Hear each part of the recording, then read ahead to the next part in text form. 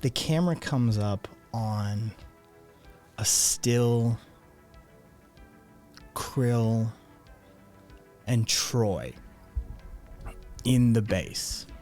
Krill jacked into a power outlet, Troy just stationarily locked. Everybody else having gone their separate ways.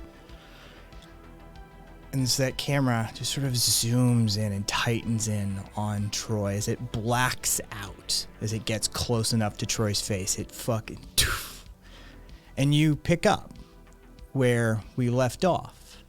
And you're seeing Troy walking through the net with his new GPS net coordinates guiding him into the location that Grimdeck has provided him for his first lesson. Or shall we say the first pop quiz of his first lesson.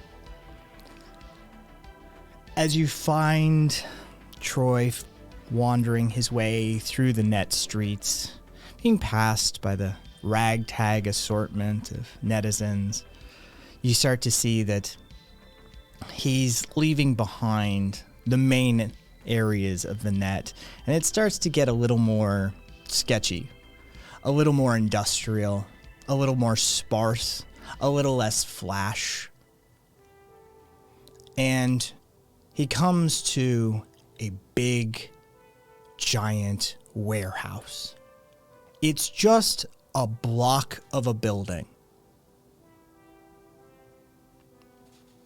What do you do, Troy? Well, just after looking around for a little bit, Troy's going to remember the thing that... As you look around, do you circle the building? Do you give it a good look? What does looking around entail?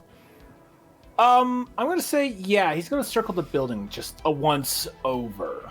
There is a single door on the approach of the building. If you were to sort of consider that the bottom left of the building, looking at a top down of it, you circle around. There are no other egress or entrance locations. There are no ingress or egress locations other than this singular door. It's not a big door. It's your typical average door, just a handle and a human-sized, avatar-sized door to enter through. Well, Troy's first instinct, if you could call it an instinct, closest thing he could probably have to an instinct, is to just walk through the door, but he remembers something that Grim told him. Okay. Don't go find an alleyway somewhere or something like that. That's what he's remembering. So he's gonna walk away, I guess, from the big server building and some kind of alleyway, some kind of hiding spot nearby that's sort of out in the public. You are functionally, this location is away from everything. It is down seedy alleyways. It is in a weird industrial portion of town. You really don't have any foot traffic where you are. Well, it may not hurt just to get a bit of distance away from the intended target anyway, just in case. Okay. So he's going to walk, I don't know, down a bit. Okay. Down some road that's not too conspicuous. Consider it done. Okay. Just go and look over the notes.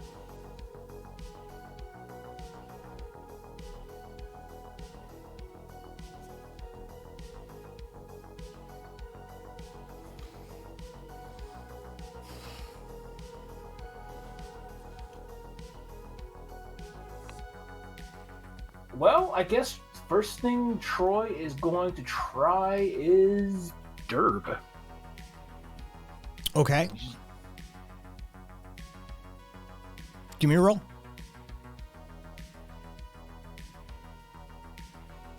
-1. I need to reorder my tabs. Am I adding a modifier to that? You are, but don't worry about shit. that.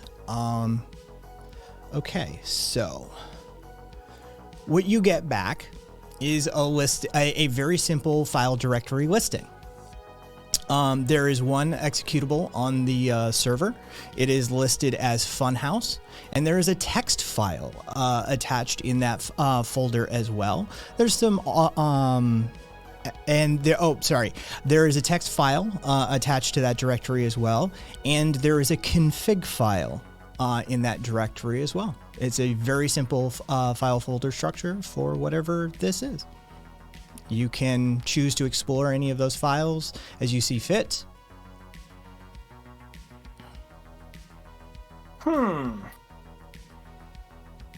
Feel like that's going to be a little too easy. Let's see, what else?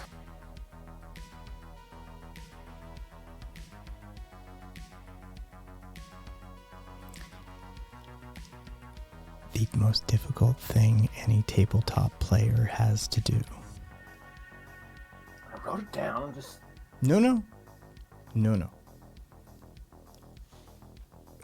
Twist. I think Troy's gonna load up Foxy. Okay. That's that proxy thing. It is. And after, well, what's he see when he loads it up?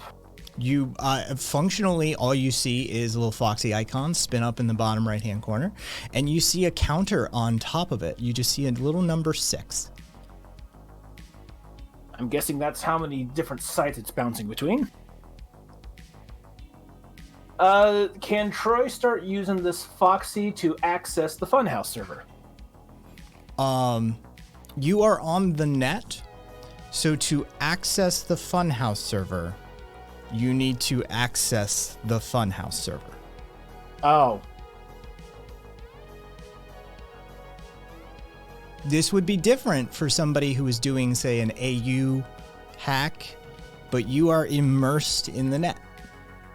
What you are experiencing is the net itself.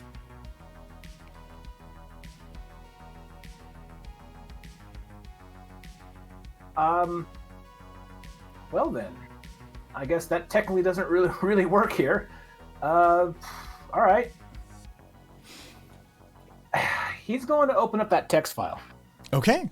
That text file says, "Hello, Troybot." All right. Troy creates a copy of the text file. Okay. And, I don't know, saved it in his internal storage thing. Okay. He's going to open up the config file now. The config file is some just very simple server parameters. One of the most relevant pieces of data that it seems to be running on Apache Stable 6.5.2.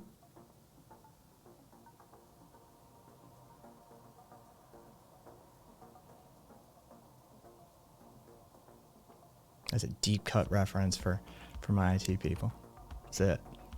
This is I get to geek out over this portion of the game. I haven't really ever touched Apache servers very much.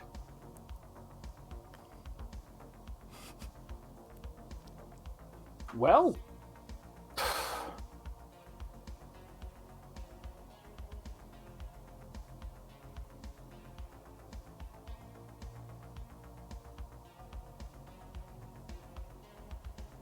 Troy's going to try just, I guess, throwing some spaghetti at the wall here. What does Joker do to this server? Okay.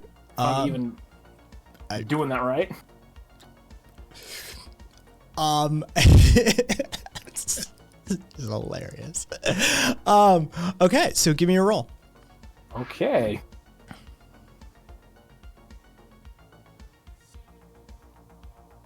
-1 again. It returns a failed attempt. Okay. Well, that doesn't work then.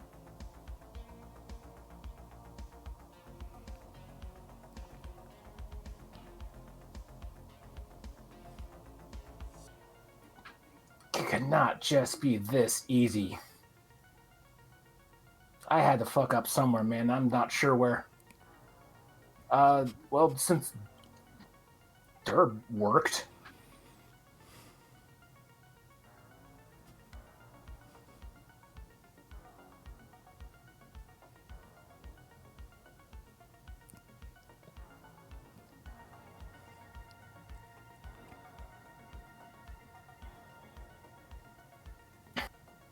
Is eyewitness? Let's try eyewitness. Eyewitness. Give me a roll. All right.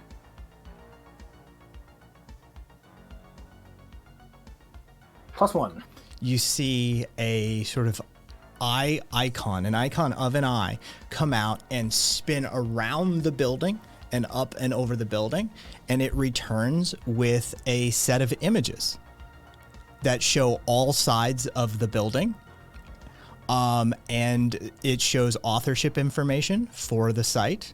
It just returns Grim Deck and functionally a picture of 4 walls, a roof, and a door. Grim Deck? What, like is Grim Deck on the building? That's the authorship info. Fuck up. Shit. Okay.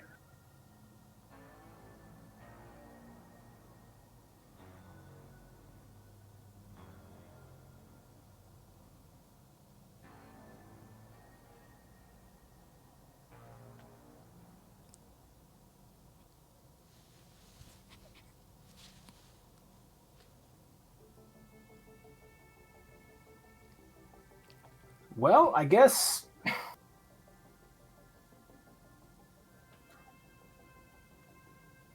this is technically mission complete. Troy found the file.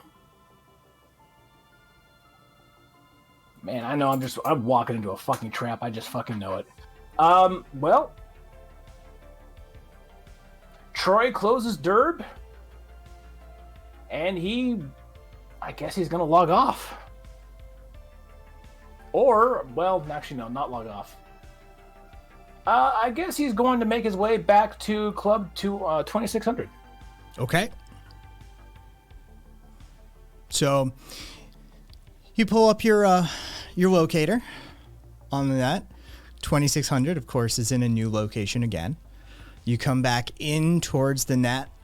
You go down you hit the main drag. You go down a new alleyway this time, past what seems to be some sort of Korean internet location that is broadcasting some K-pop performances. And you hit again a blank wall.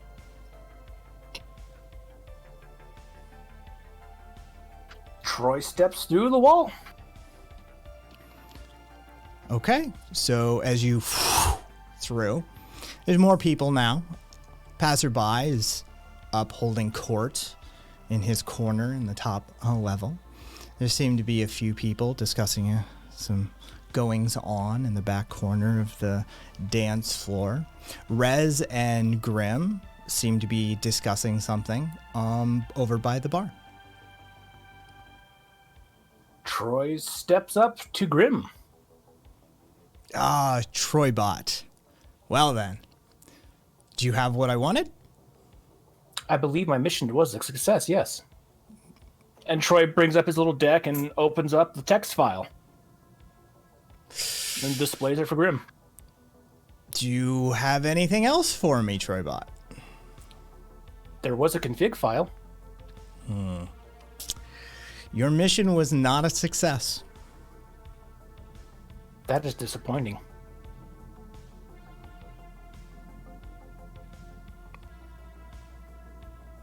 Well, I'd say take another crack at it.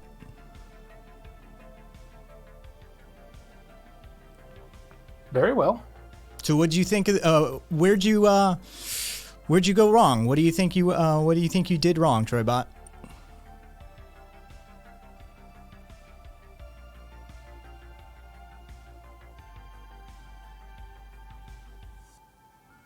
The mission was just to get the file, wasn't it? I could have sworn that's what I wrote down.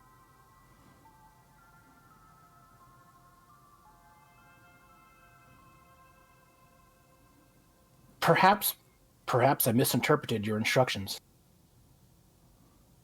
You brought me a file. You didn't bring me the file. This file says, "Hello, Troybot." I assume this was the file that you were referring to. Assumptions, my friend, assumptions. So, what do you think of the funhouse? It seemed rudimentary.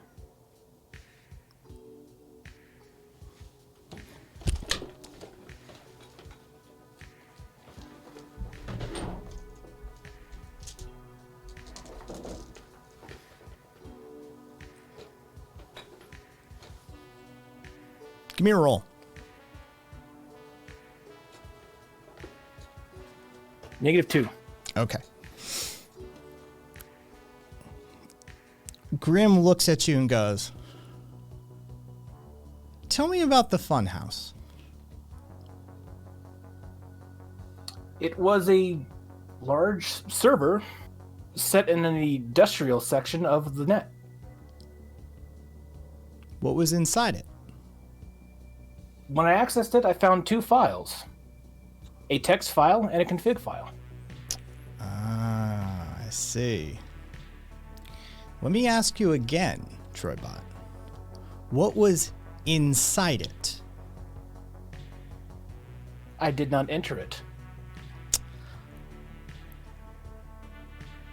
He swings back, looks at Rez, and goes, it's his literalness that's going to be the death of me. You told me that I should find a hiding spot, such as an alley or public space. Did you? I did, and I attempted access remotely. The entirety of the net is remote, Troybot. This experience. And as he does this with his hands, there's a little shimmer. There's a little magic that comes off of it, right? This entire experience is remote. What you witnessed was the server, but you didn't experience the funhouse. The funhouse is a virtual reality program running on the server.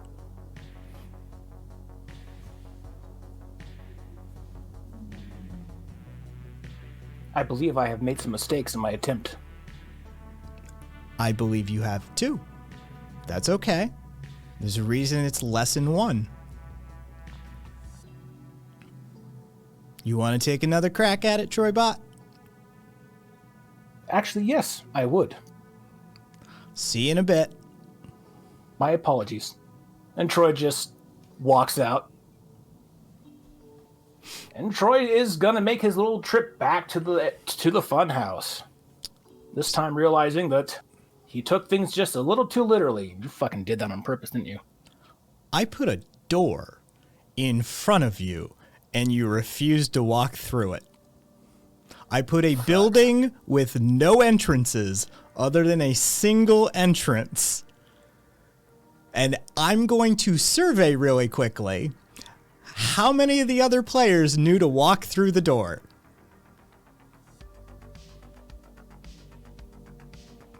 So at least 3 out of 5.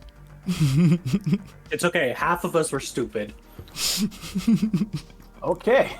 So You can't ever forget that when you're net diving, everything is part of the hack, not just looking into its code. Like you have to. It's all part of the virtual space. There's probably layers of the code that you couldn't even see until you went past certain spots. Like, It's also called the Fun House. That was also another. He's right. Either way, Troy makes his way back. Same main direction. Once you're onto the main drag of the net, it functionally is in the same location, seeing as these are some borrowed servers that Grimdeck is using. So you find your way back, winding down some seedy, weird industrial alley in the back corners of the far reaches of the net. Much darker, not much neon.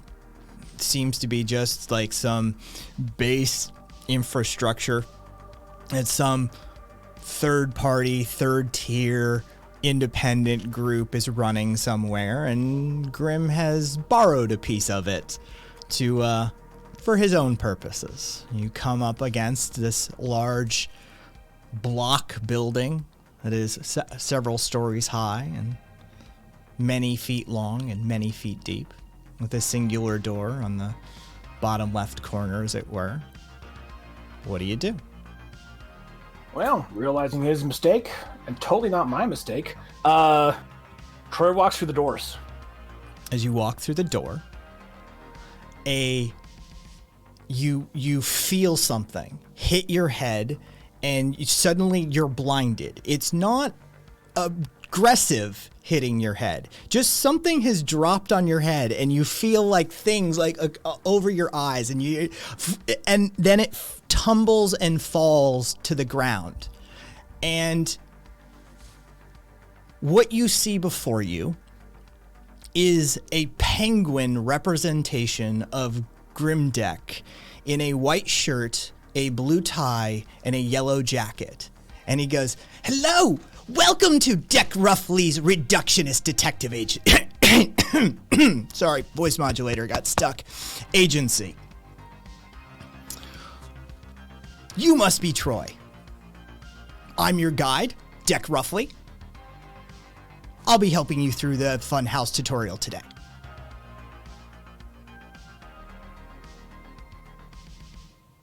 All right, very well. Well, Shall we begin? First, I shouldn't have been able to touch you like that. It was completely intentional that I fell upon your head. So, first, Sentinel.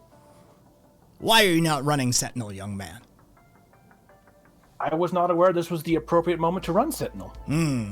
Well, surprise attacks. You were just surprised. I was, very much so. So, I think I still am.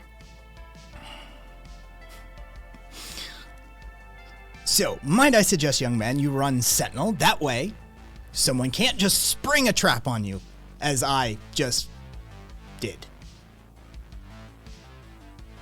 Very well. And Troy brings up his arm, and the little deck thingy pops up, and he pushes the Sentinel button. Now, welcome to the Funhouse. And it's just little flippers, right? It's just little flippers. And you notice he's starting to pace back and forth. And as he paces, there's a waddle and a squeak. It is a full-on cartoon. It's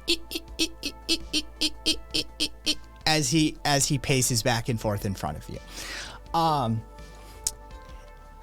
Welcome to the Funhouse, running exclusively on perfectly legal shared virtual private servers, I assure you.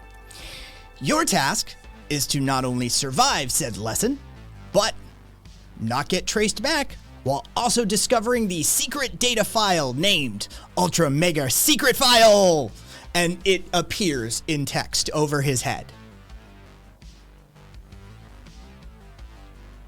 Is that the file, is that the file that Grim told me? Fuck. Is that the file that Grim told me to retrieve? Yes, it is the file that my creator intended for you to achieve. Now, and he, with a swipe of his little flipper, goes, I can see that you're running Foxy already. When you tell me you are ready, trace routing shall be initiated. While I understand where you are, I shall act as a remote system administrator attempting to locate you on these servers. Functionally, what you need to know as a player is that your default proxy spread is, of course, 6. Now, the system admin auto rolls at the beginning of your turn every turn. Every location has an assigned security level. All right? So, if they hit that level, if they hit the roll that they need to hit, so the higher the number that they need to hit, right, the more difficult it becomes, which means that's a lower lower security level. Low security places aren't monitored very well. You get a low number for them to hit, that's a high security place. They're monitoring that. So if a high security place has a security of, say, 1 or 0, it's basically auto-critting for a sysadmin trace roll. Every time they hit that, they shave 1 off that proxy. When you get down to 0, they are aware of your location and can attack you directly. Right? And a sysadmin is more powerful than, say, a program or a daemon that you may encounter in situ.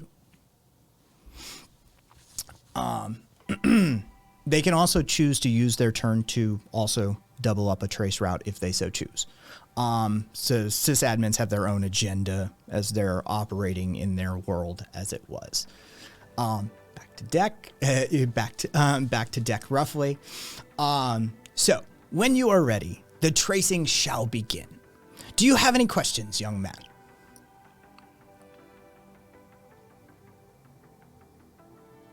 No, I don't. In fact, I would like to begin immediately. Very good. Well then, first lesson. And he reaches up and he takes your hand with his little flipper. Troy just kind of awkwardly reaches out. Quite the new experience, not sure what the hell even a penguin probably is, and just kind of gently grabs the flipper. You have to kind of like awkwardly lean down a little bit. Yeah, I figured. Just to grab. I figured he's probably pretty short. Yeah. So he's like. Yep. So, first, young man, you must learn to surveil. Now, there are multiple automated methods to do this, but also you should learn to do it yourself. Self-reliance.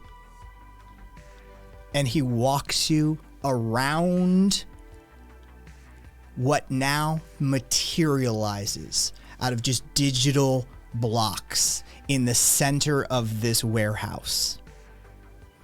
What you now see is essentially a cross-shaped building, but at the bottom of the cross is a little left-hand jut that comes out. So you have a building like that, and then you have a little left-hand jut that comes out of the bottom. That's what the building shape actually is. That's the fun house. And so he walks you around and he says, what you should be looking for is back doors, side entrances, watchdog programs, surveillance cameras.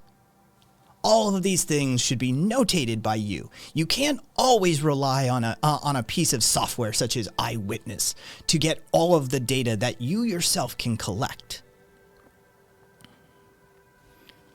He walks you back to that little left-hand jut, and he goes, here's your first obstacle, young man.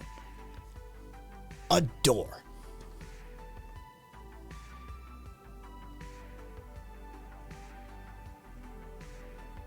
Well, I guess Troy is just going to try the door. As you do, you reach up, you try the handle, and it is locked. And Oh, that went a little better than I thought it would. Dick roughly looks at you and goes, I'm sure you know what to do from here, young man.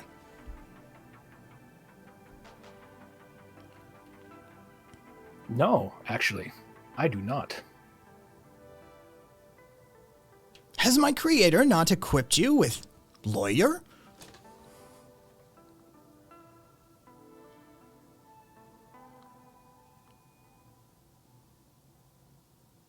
Troy opens up his deck and he searches for lawyer.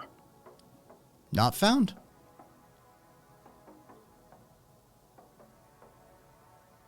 Your creator was not the one who provided me with this deck. The deck was provided to me by another individual known as Passerby. The program lawyer is not currently equipped. Of course. You relying upon an elite hacker to build a deck for a beginner. And of course they didn't equip you with the most rudimentary of tools. The figures. Hang on one second. I'm sure I have something here. And you see just materialize out of nothing a cartoon steamer trunk, like, behind him. And he just dives into it. And you see just like digital things flying out, and they just dematerialize as they go near the floor. Just a fucking bicycle bell and a horn, and just every object just flying out. And he comes out, pokes his head up. Here we go, lawyer. And he sends over a piece of software to your deck. Now, before I leave my archives, do you have a means to blind programs? This terminology does not seem to fit the terminology Grimm described, the programs that he gave me. How about to shut down sniffer programs?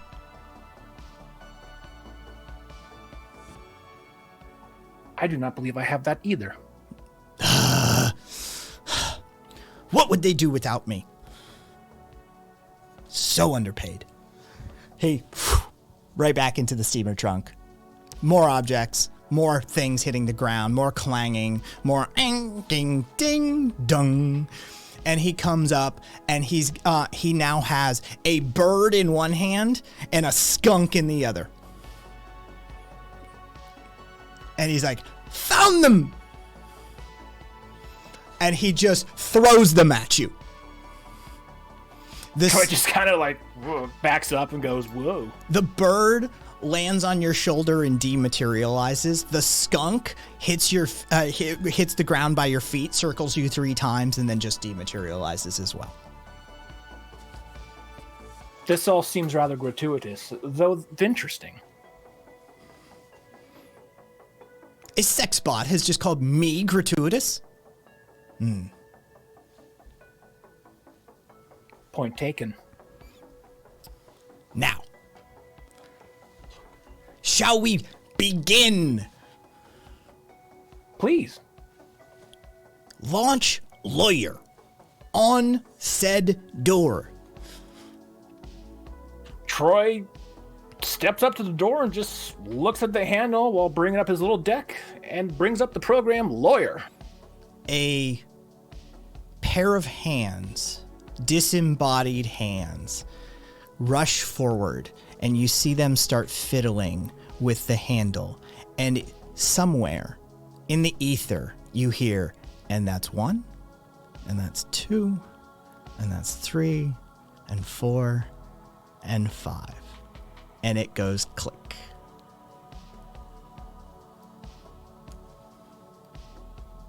Interesting, Troy says, having just witnessed that little display, and now he tries the door again. The door swings open. Give me your roll. +1.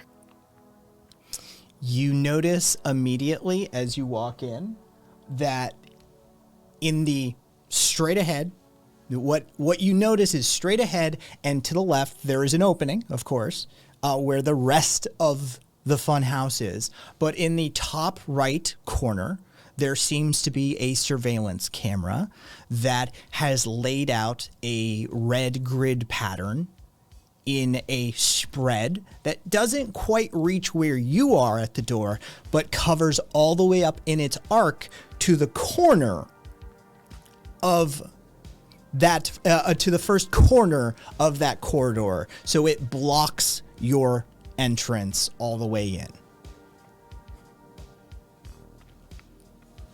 Troy turns around real quick, and is Deck still there? Like is Deck standing behind him or something? Deck roughly is still right by your side. Troy looks down at the little penguin representation of Grimm and asks, what is the name of the application that allows me to blind things? It is Raven. Raven. Oh, that's what the bird was. It shall peck out the eyes of your enemy.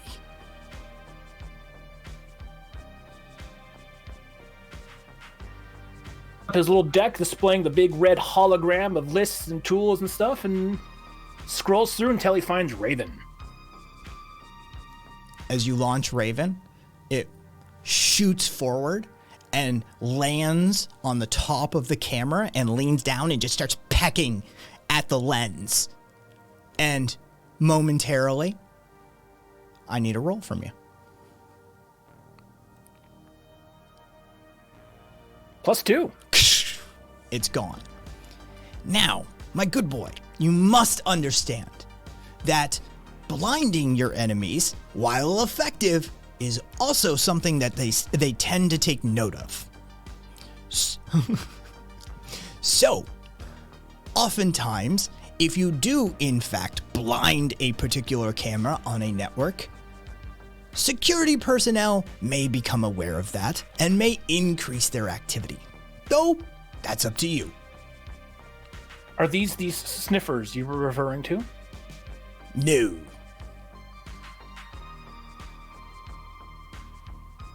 What should I do what should I do in cases of heightened security? I would suggest either finish faster, kill them all, or run. The perhaps expedience would be best in this situation. So, And Troy walked. Oh, sorry. as you finish that action, give me a roll.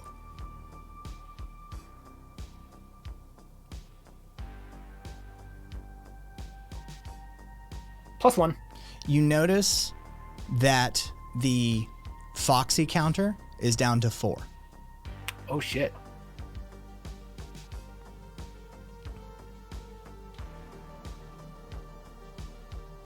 Troy walks through the door with a little bit quicker pace than his typical standard one.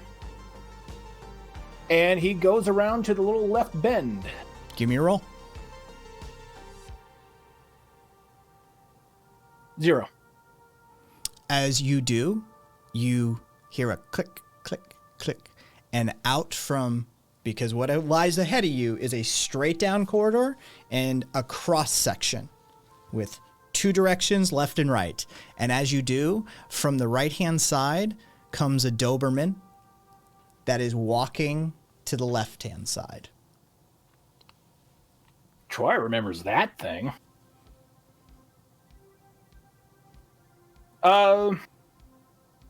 Is Dex still following behind him? He is. All right. Troy turns around and states, "What would be the recommended procedure here?"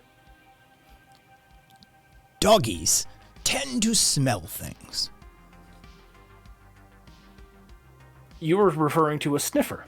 Yes. So I suggest you launch Pepe.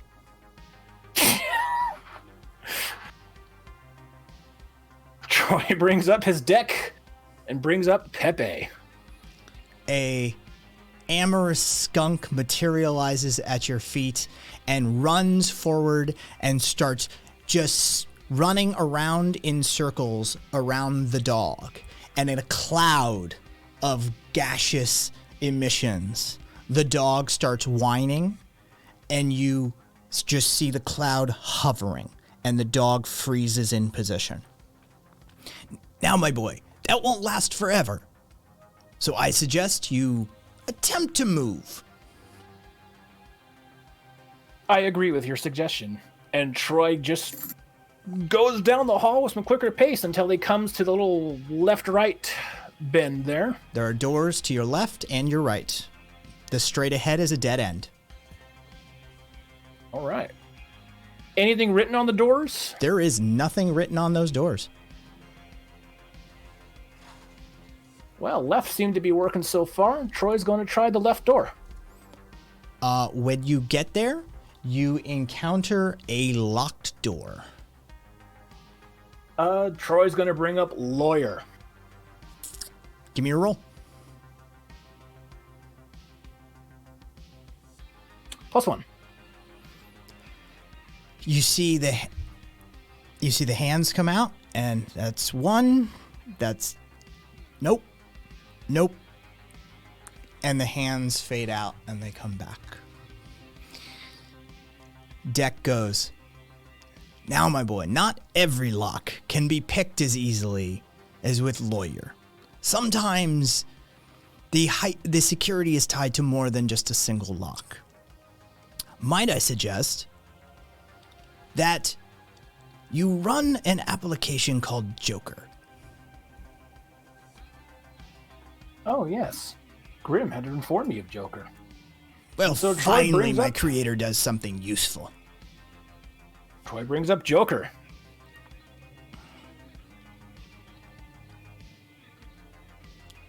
Give me a roll. Right. -2. As you do, Troy goes to launch Joker, and the cloud starts dissipating, and the dog starts barking, and Troy just slips and executes spider feet. And all of a sudden, there's 2 spiders at your feet instead of launching Joker. Well, damn. Well, my boy, it seems that you did not move fast enough.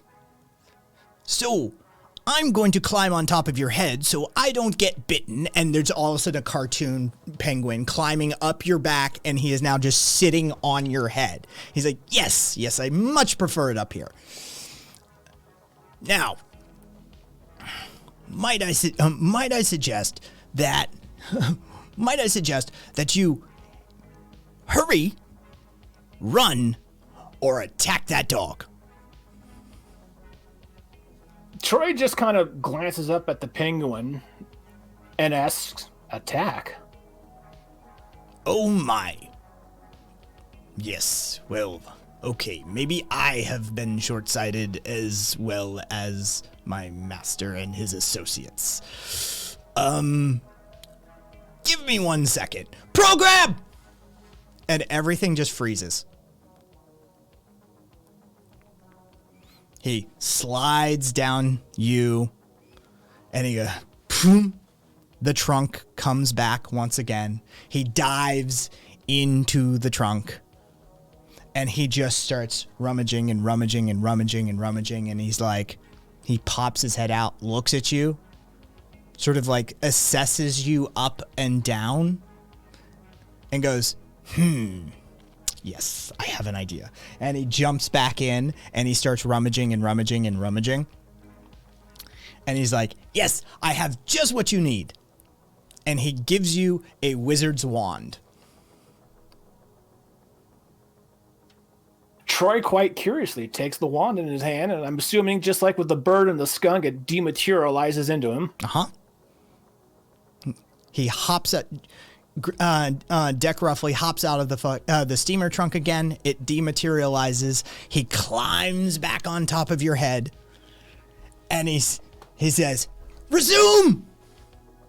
What is the name of the application you just gave me? Lightning bolt.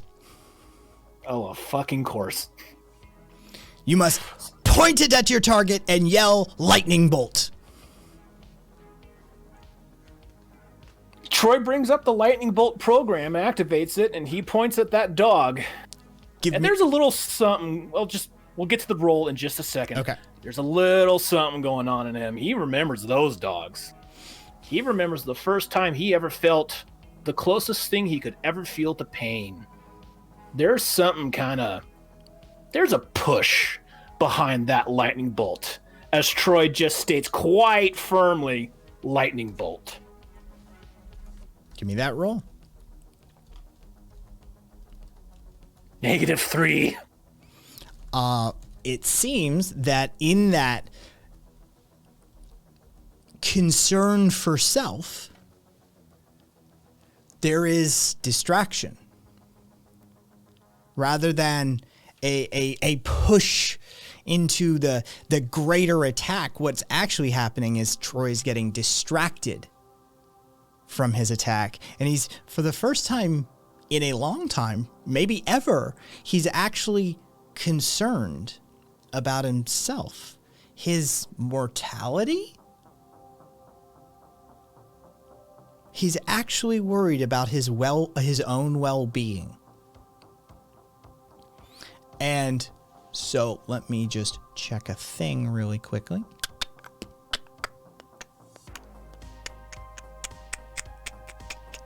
Okay, cool.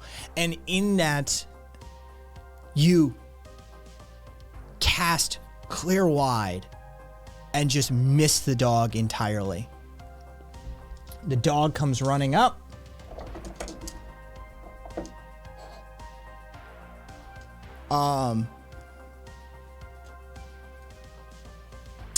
Okay, so you have the Sentinel up, which is a 1. Take one stress. Oh, goody. Already. Feel free to. Deck in this moment goes, "My good man, you're supposed to strike the dog, not allow the dog to eat your leg." I was distracted by an unusual sensation. How's this And for Troy- a sensation? And he smacks you with his flipper. That is also an annoying sensation. Well, And Troy just, I guess, out of the closest thing he has to an instinct, he actually attempts to physically strike it with like a good slap to the side of its head. Give me a roll. +2. That's a +5. That's a physique. That's a pure strength roll. And the dog whimpers and just pixel blocks out from the head down to the tail. Just well, that's a unusual technique, my good man. I would recommend eliminating the program before it is allowed to attack you, but to each his own. Troy just kind of gets up and recenters himself and then says, "I agree." And he's going to turn around and he's going to try Joker again on the door. Okay. Give me a roll. +2. Joker actually, like, what you see is a sort of that spins out from you. It's a wide sweep. It doesn't actually hit the door, and then it just back to you. What it's just done is, on a successful execution, which you've managed to do, what it's done is search this server architecture for a firmware vulnerability of some sort. And what it's returned to you is that there is a level 1 CPU cache vulnerability that is allowing for retrieval of sensitive data from that cache. And within that sensitive data are the passwords or the keys that unlock all of the doors in this location. Troy's actually quite surprised and interested by that. And, assuming, he tries lawyer again on the door. This time... There's no need. Oh, okay. You have the key. I guess, does this just, like, manifest as a key, like, on the end of his finger that he can put into the door or something? You can just open the door. Okay, Troy's just gonna open the door then. When you go inside, what you see is wall-to-ceiling filing cabinets. This is a net representation of databases and file folder structure. I think Troy has a tool for that one.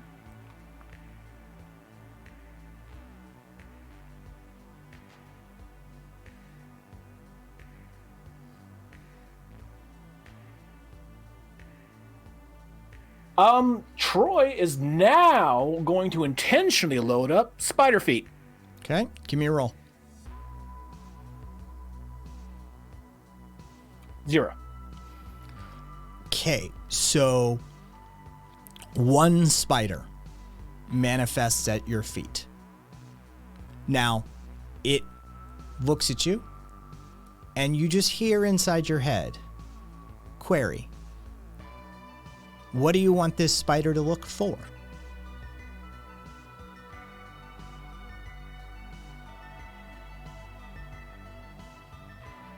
Please search the file titled Ultra Mega Secret File. So, here's what you need to know is that This spider will search 1,000 files per turn. Every numeral that you get, so 0 is a 1, so just add a 1 to whatever your roll is however many spiders you launch when you launch spider feet. So if you rolled a 1, you'd get 2 spiders. Each spider can sort through 1,000 files per turn. So if you're on the clock and things are counting down, which they are, because you are being traced, what you need to then do is make sure you roll high, maybe throw a fate point, whatever, at a spider feet, and then give it its query and run as many of them as possible. Every facility like this, I assign a number. I'll tell you in this instance, it's 5 per room. So there's 10,000 files in the totality of this facility, this little fun house, as it were. Now, I'll tell you, you used 2 turns. You're down to 2 on your Foxy Proxy. Uh-oh. So, you too can also search, but you have to take a turn to do that as well. So, you have to then just face a luck roll on my side every turn that the spider feet is looking, and you are looking to see if you find it.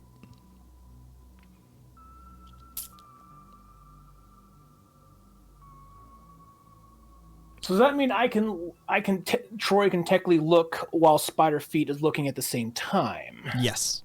Essentially giving him another... Okay, so that...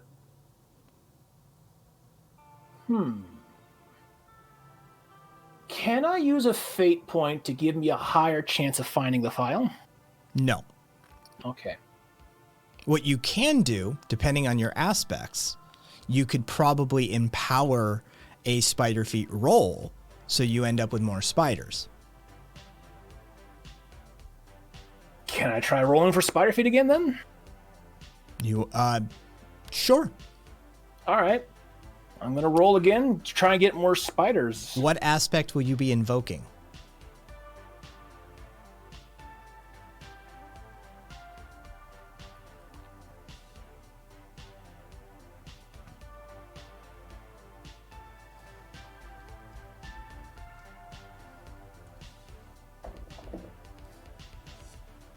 Never mind. I don't think Troy really has an aspect that really invokes that. Well then, why don't you just go to your next turn and see what happens? Okay. Troy's going to search with the spider. As you see the number tick down to 1 on Foxy Proxy, you find the file. You rolled, I rolled the luck roll off of a dice, and it landed perfectly for you. You just happened to luck out this time.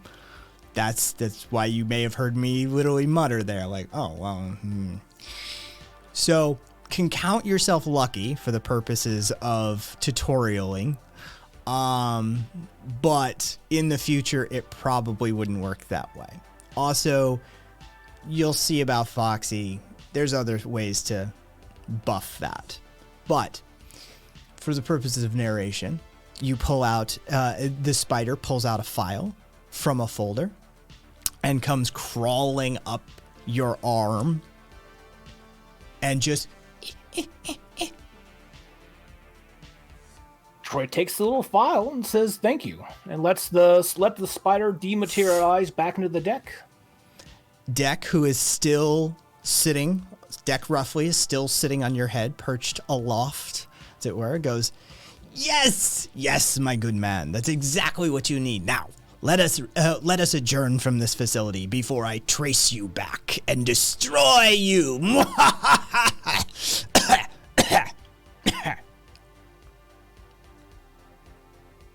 I agree. And Troy says as he starts hurrying back to the path he came through. And I'm guessing if nothing happens, he just hurries up and walks out. All right. Nothing happens as you are hurrying up and running out of the funhouse construct. Deck roughly starts like gently slapping you with his flipper, going, "Faster, my steed, faster!"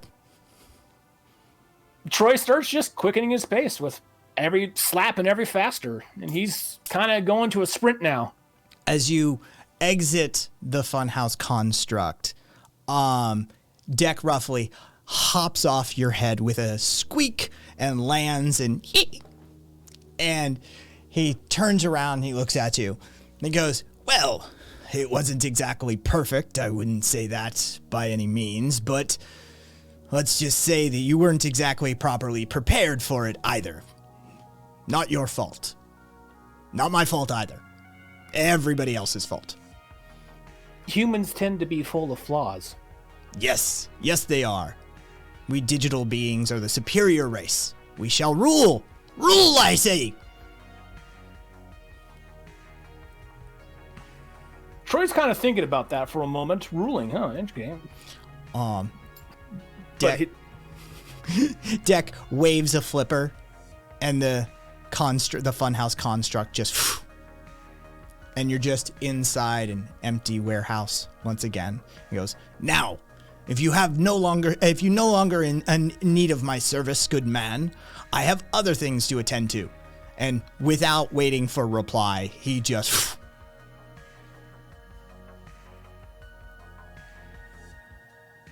Troy's just thinking about that whole experience for a moment. He's thinking, was that fun for him? He enjoyed that. He almost wants to do it again. He's never had fun before. This is the closest thing he's ever experienced to it. However hell he experiences his mood is, he's in an upper state of mood. As he's returning back to Club's 2600 with maybe there's just a slight skip in his step or whatever. There's a confident strut as he searches up the location for Club 2600 and walks through the wall. You walk through this time. You see Revs is up in the corner talking to passerby. Grim Deck is like ensconced in a circle of data. Just going about, again, for him, net running is business. Troy walks up to the location where Grim is, and knowing from the last couple of times, he's quite patiently waiting for Grim to finish whatever it is he's doing so he can speak with him. 4 minutes go by, and he comes out. The cylinder that is surrounding him drops, and he sort of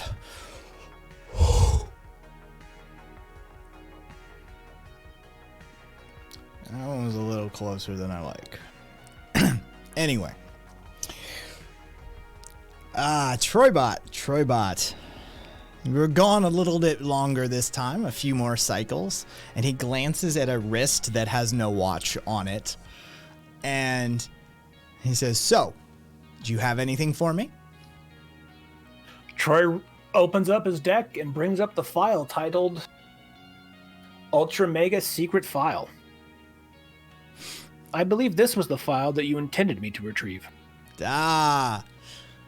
Yes. Well, yes. How did the funhouse treat you this time? I believe the sensation I experienced there is akin to enjoyment. Don't get addicted. Do bots get addicted? We'll have to find out, I suppose. I do not possess adequate information to know whether or not I am capable of addiction. Experimentation. Fun. Well, as far as I'm concerned, your first lesson is complete. I have business to get to, and I think I've spent enough time on this distraction for now. Until next time, Troybot. Is now not an appropriate time to turn in these favors? No, my little robotic friend, no. I need you far more capable for what I have planned for you. Understood. And is there anything else I can assist you with today?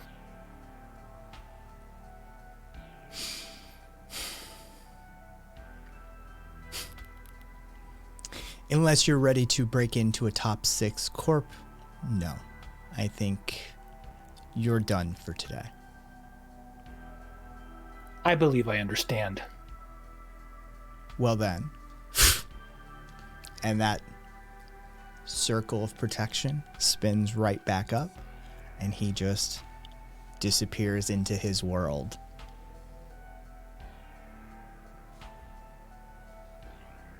Well, supposing that was Troy's first lesson, Troy's feeling kind of good, whatever the hell good means for an android.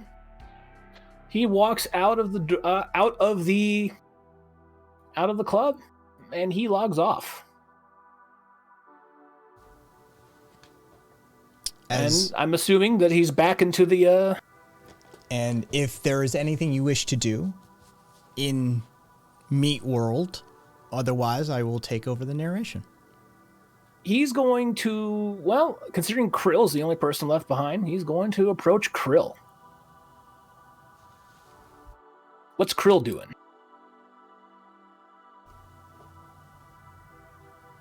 Okay, the spacebar button wasn't working. Krill is dead asleep over the crafting bench. It looks like there's more rifles that have been made, and maybe one that doesn't look like the rest of them and like a half built, but she's just passed out on top of the table. You can see her drones though are all snuggled up on her one way or another, under her arms or on her back or something, just trying to be close.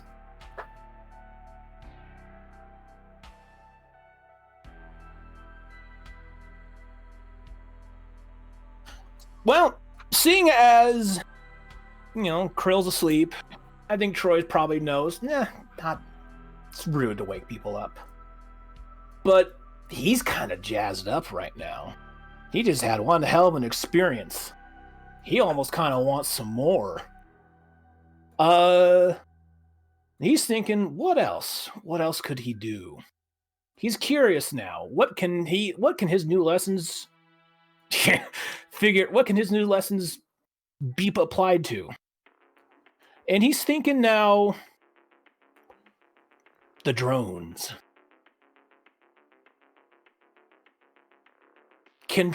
Troy is going to try and net run into one of the drones.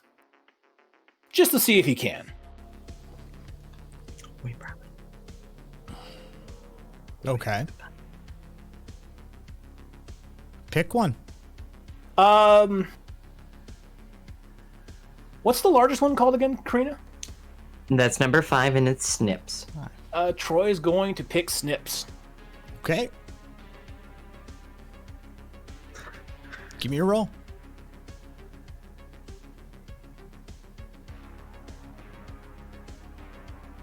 +3. I just saw Citizen Snips.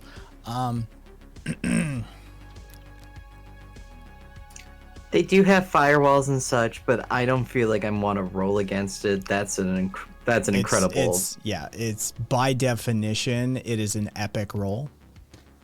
Yeah. Just slap his dick on the table. So Ooh. you though, No, that's Snips has what? Karina, please give me Snips's sensory capabilities. their network is constantly checked over, and basically, if anything isn't No. intended through its own system, it flags. Well, but if I were to wear Snips, what do I see? What do I hear? What do I experience? What is Snips's sensory input? Okay, so Snips has a just a very basic visual eye port system off of 4 sensors in its front face, as well as a large 5th ocular system that is its targeting array. The targeting array is actually quite extensive and can see like a binocular goggle, while the 4 eyes are just very basic. Audio intake, minimal. It's more listening for digital input than it is actual audio, like out there. And so I'm going to need you to roll either way, because if there's something external dedicated, there's a contested roll here. Krill. Yeah, that does not, it yet flies under the radar. Troy successfully slips into and is controlling Snips. Well, Snips is still asleep if he wishes to turn it on and such, yeah. Oh yeah, he's turning it on. He activates Snips, and he's basically, unless there's some other narrative, he's basically inhabiting Sips. There's no, the contested has already happened. No. He's perfectly fine. All I'm saying is while you're doing that, from your perspective inside Snips, you basically feel it trying to move and it trying to wake up for itself. You can feel its sensors try and dictate itself, and you, with just the most gentlest push, put Snips back into its box. As you feel its choices and decisions melt under your fingers.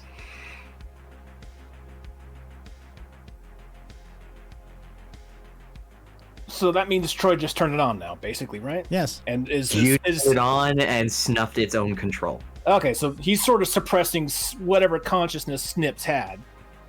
All right. Well, the first things Troy makes Snips do is just kind of crawl around Krill, like a little bug. Just That's loud as fuck. Snips isn't light. yeah. So, Krill, I'm going to need a roll. Yeah. I'm going to need probably a disadvantaged roll, but I'm going to need, because you're asleep. That's a +3. Yeah, give me another roll. Disadvantage. Oh, sorry, I didn't hear that second part. There it is. -2. Even still, can an average person hear this thing as it clamors around metal? Imagine a metal vice system opening and closing constantly. It's not... So then, Yeah, Snips... Krill probably wakes up.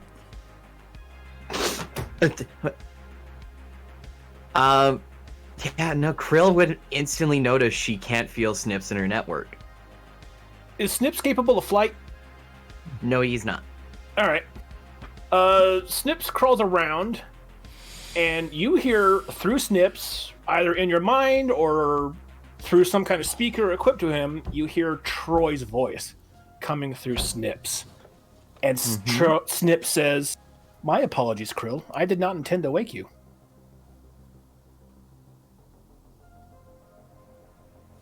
What are you doing inside Snips?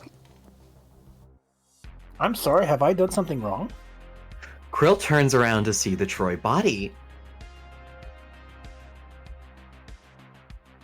His body's just kind of at the other part of the table. It's completely stiff and rigid. There's You know what? At this point, then Krill walks up, lifting her hydraulic leg, and you just hear, and she kicks out your knee.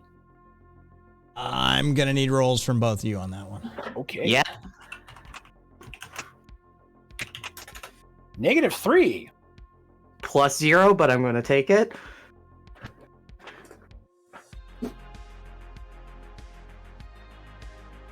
Even still, you have literally nothing in physique. You have nothing in athletics. The only thing that's strong on her body is that one leg. And if that leg is attached to something weak, then the leg will push back on the thing that is weak. And then Troy has a +3 to physique. It's a wash.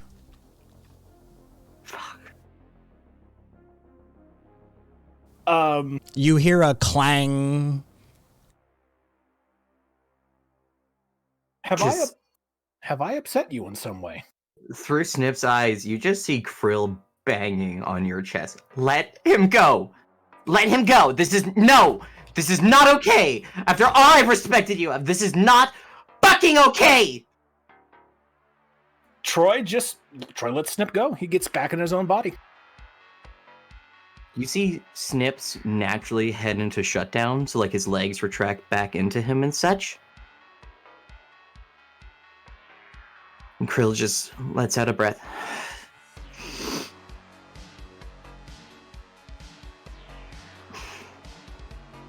Fuck. Troy's face just kind of twitches a little bit as he re-enters his own body. Now he's looking down at Krill. And he is actually kind of concerned. He's like, I'm sorry, I did not realize that. Troy, have I ever done anything outside of repairing a beanie to make it waterproof? Done even a momentary thing out of your consent? Of course not.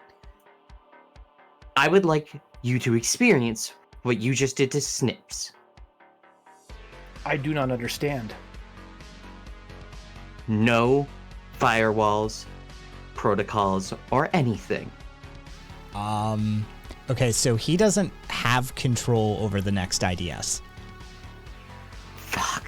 He can't even turn it off on his own accord. No. Have I done something wrong? It's a reactive system, not an active system. So you can still take a swipe at him. It's just like he'll get an automatic like sort of like counter roll on that as it's been narrated thus far. But like again, like there's ways to like again he could flub the fucking roll. Like you could take a shot at it. Everything else is under his control. Krill takes the cord from her finger. Troy, will you let me attempt to show you what you just put Snips through?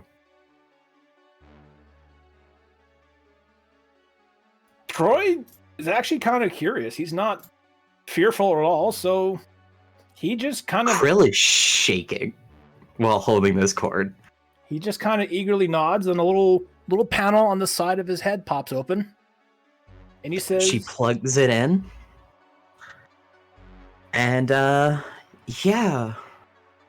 I'm gonna hope that him letting me might count as an assist or something, but all the same, your tech likes me better. And I'm spending a fate point. Okay, so I need rolls from both of you. -2. Fuck's sake. -1, though. Okay, so... That might wash again. Hold on. All right, so no, you're at a 0, 2. I don't know if...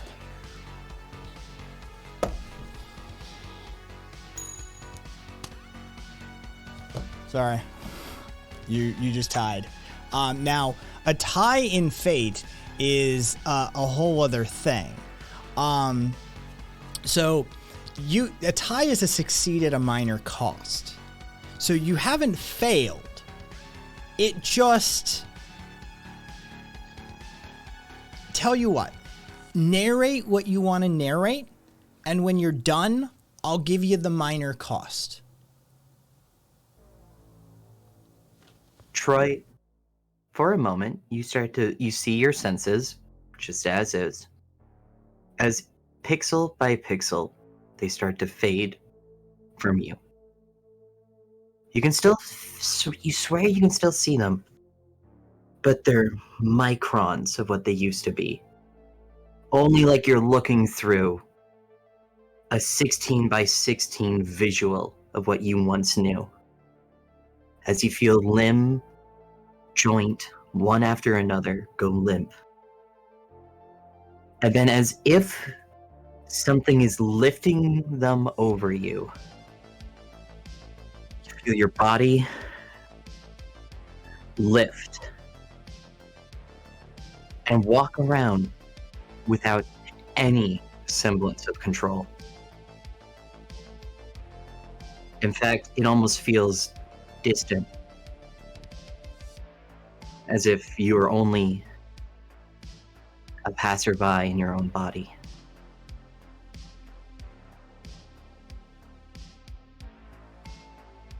And Krill, you can hear her voice in your head.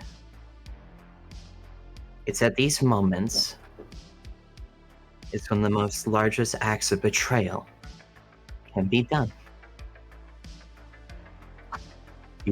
I have taken what I consider a person's entire being away from them. Netrunners with too much tech in their heads can fall to this same succumbing. You gotta understand that this would be the equivalent of puppeteering someone in their own face, making them act on your behalf. This would be an extremely uncomfortable thing to almost any being. And when one is powerless in a situation, it can leave scars for a long time. Just understand, Troy, that the control we have over our own bodies is one that is based off of consent. It's based off of the consent of others respecting that we have control over our own bodies. And just before you're fully let go, you start to see your visuals coming back in. But while Krill is in there, you start to see a circuit board-like pattern growing like a tree. And on one of them, you see just a bold number 5 illuminate. And it zooms in on it. These are the living network nodes in SNP. These are pathways they have generated over constant being, learning and experiencing on their own. And you zoom in closer and you see one part shaking, panicking. This is the equivalent of fear for it. And this is all it could feel when you took away its ability to act on its own. And like that, your limbs are returned, the visual in your eyes just dissipates, and you see Krill there in front of you, unplugging gently and putting back in her finger. As Krill unplugs gently and putting back her finger, Krill, you feel an overwhelming existential dread sweep over your being. And you start to feel as if you're suffocating in your own body. And you hear in your head a new presence. Hello, Krill. Whew. The feeling dissipates just as fast as it was there. And it's just what it was.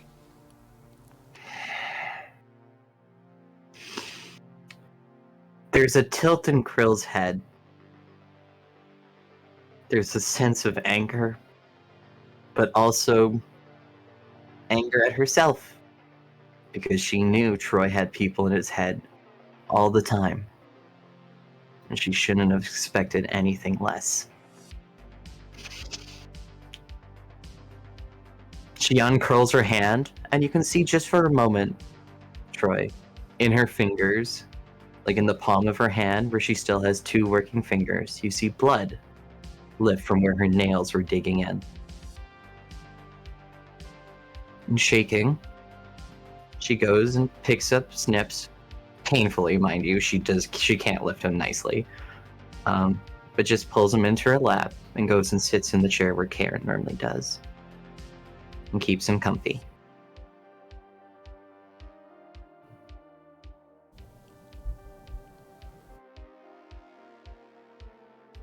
I was not aware that I was harming Snips.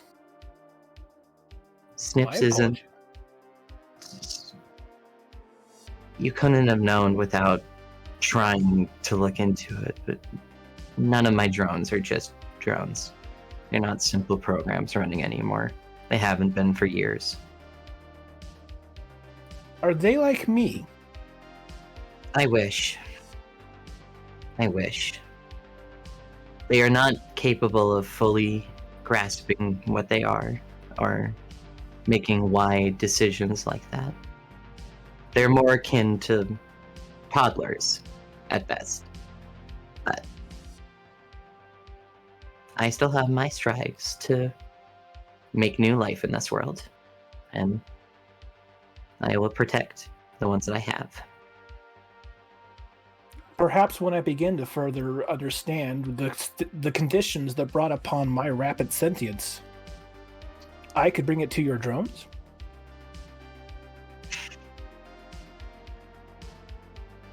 If that breakthrough was possible,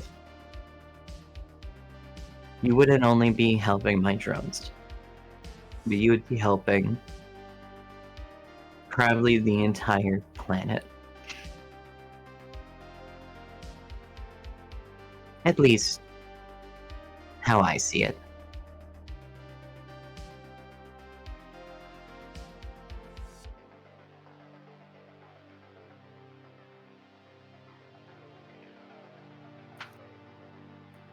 Then perhaps I should perhaps I should attempt some form of self-reflection. Well, I can't say the few therapists I've seen would disagree with you on that aspect, but for now, it sounds like you already have dealings with the hacker group. You're meeting them for training, didn't you say? Yes, I have just completed my first training session. Oh, goodness. Krill looks at the time. Kai?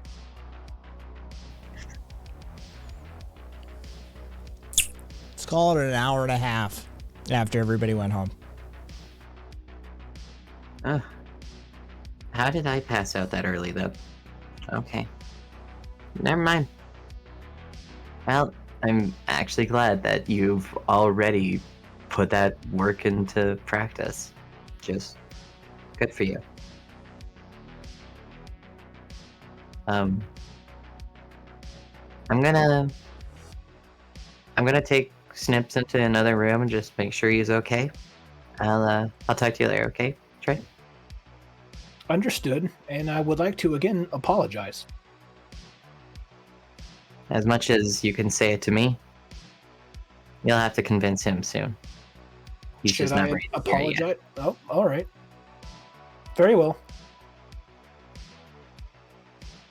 And Krill, looking like she's carrying a weight, lifts him up and clicks him on her head, in which the robotic spine does the rest of the lifting. And then she heads into the other room.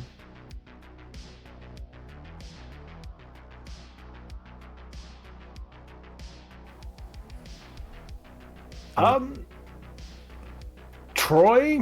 Well, I'll just narratively say that took a little bit of power out of him. Not a whole hell of a lot, but that was a lot. That required quite a few cycles going through his head. So Troy's going to walk over to his usual power outlet, and he's going to begin recharging.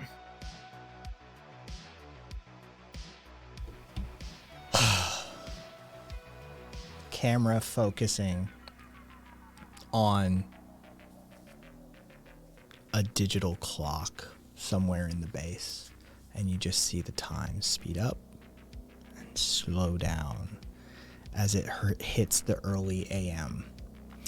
And we find ourselves at the foot of Dalton and Patty's apartment complex that morning. Patty's stretching. She's kind of not in as a good a mood as she was yesterday. She's kind of a little more serious, and she stretching, and she eventually looks over her shoulder. Hey, Dalton, Jacob's gonna be joining us today. Oh, okay. Yeah. So more people can whip me into shape. He's mostly just running with us. He's got to get ready for some fucking fight where he can get his ass beat. Oh, yeah, I do remember that. I'm looking forward to that. Mm-hmm. Speak of the devil, and he shall appear. Jacob comes out, dressed somewhat, actually, better than he usually is. Of course, exercise gear, but not like anything too flashy in comparison to what he's always wearing. Just zooms in, a little screech on the way towards the pair, and he just goes, "Morning, Patty," and just begins stretching. Morning, Jacob. What's going on? Where are we headed? We've been pretty much hitting up the top of the fucking parking garage, like up and down for me and Dalton. We've probably got about running a quarter so far. So you do your own speed. You've got your robotic legs. So I'd probably recommend you do work on more short burst speed, because you're going to be in the middle of a fucking arena the whole time. So it's up to you. Yeah. I was thinking of doing sprints. I was just. You got him doing hill runs? Well, Yeah, almost entirely. Yeah. He just looks at Dalton and just a little twinge of just sympathy just passes through his head. To be before fair, we're Thanks. exposing him to kind of the worst long-term running right now, because soon enough you'll get through this kind of stuff and just normal flat lane will be fucking nothing. I mean, it makes sense, but it's also torture. Yes, exercising is torture. Oh, You know? in that case, we're right on track. Yeah, but I'm just going to tell you, you're eventually going to get to a point where you stop feeling the shit you're feeling on your body and you just can go. Can I stop then? No. Oh, okay. Yeah, don't ever stop. You don't ever stop. He says now. Moving on to kind of little jumps to get everything kind of flowing and ready to roll. Dalton looking at Jacob doing his pre-workouts, just thinking about how much he doesn't ever want to get that into it. Yeah. I'm also going to tell you, Dalton, Jacob here doesn't actually have legs anymore, so you're on a different thing, okay? He doesn't have to deal with these leg muscles in the same way you do. A twinge of jealousy as he looks at Jacob's legs. Oh, either way, let's just get to whatever you will have me do this time. We're actually going to do half and half today. We're going to do some running. We'll get a little warm up, probably just one way up. Once we get to the top, then we're going to be doing some exercises.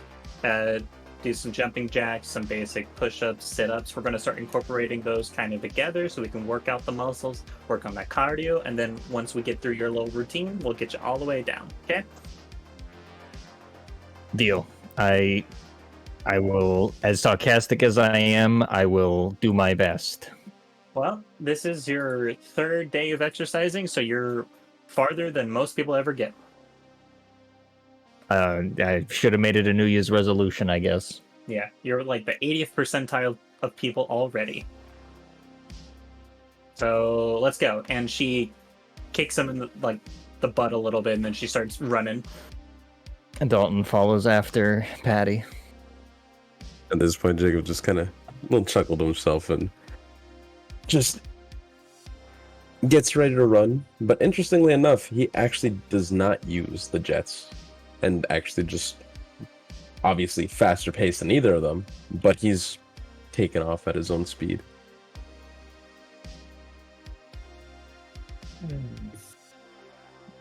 What's the weather like, Kai? Is it chill? What's the feeling?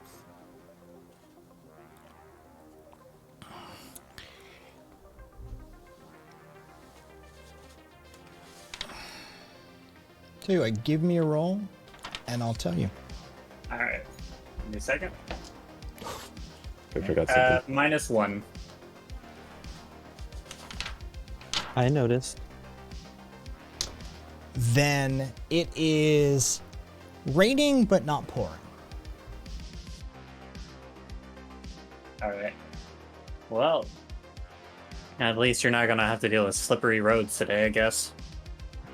Yeah, maybe we do the exercises on the second to last floor. Well, to be fair, we go up it, we do the exercises, and then we go down. So, like, it's just... Okay. Yeah. I just don't want to get rained on all day again. There's, like, a fucking awning you can, like, stand under and just watch the rain and do that. You don't have to get hit with the rain. I'm just used to this being torture, so I figured you were going to put me, I don't know, on top of sheet metal so I get hit by lightning while it's happening. Look, Dalton, okay, look, I take a certain amount of fun in getting you to push your body in ways you've never pushed it, but I'm just not feeling it today, okay? Okay. Yeah, so we're gonna incorporate some new stuff. I don't want to destroy you today, okay? In that case, Dalton zips his lips. I'll keep the sarcasm at bay for a while.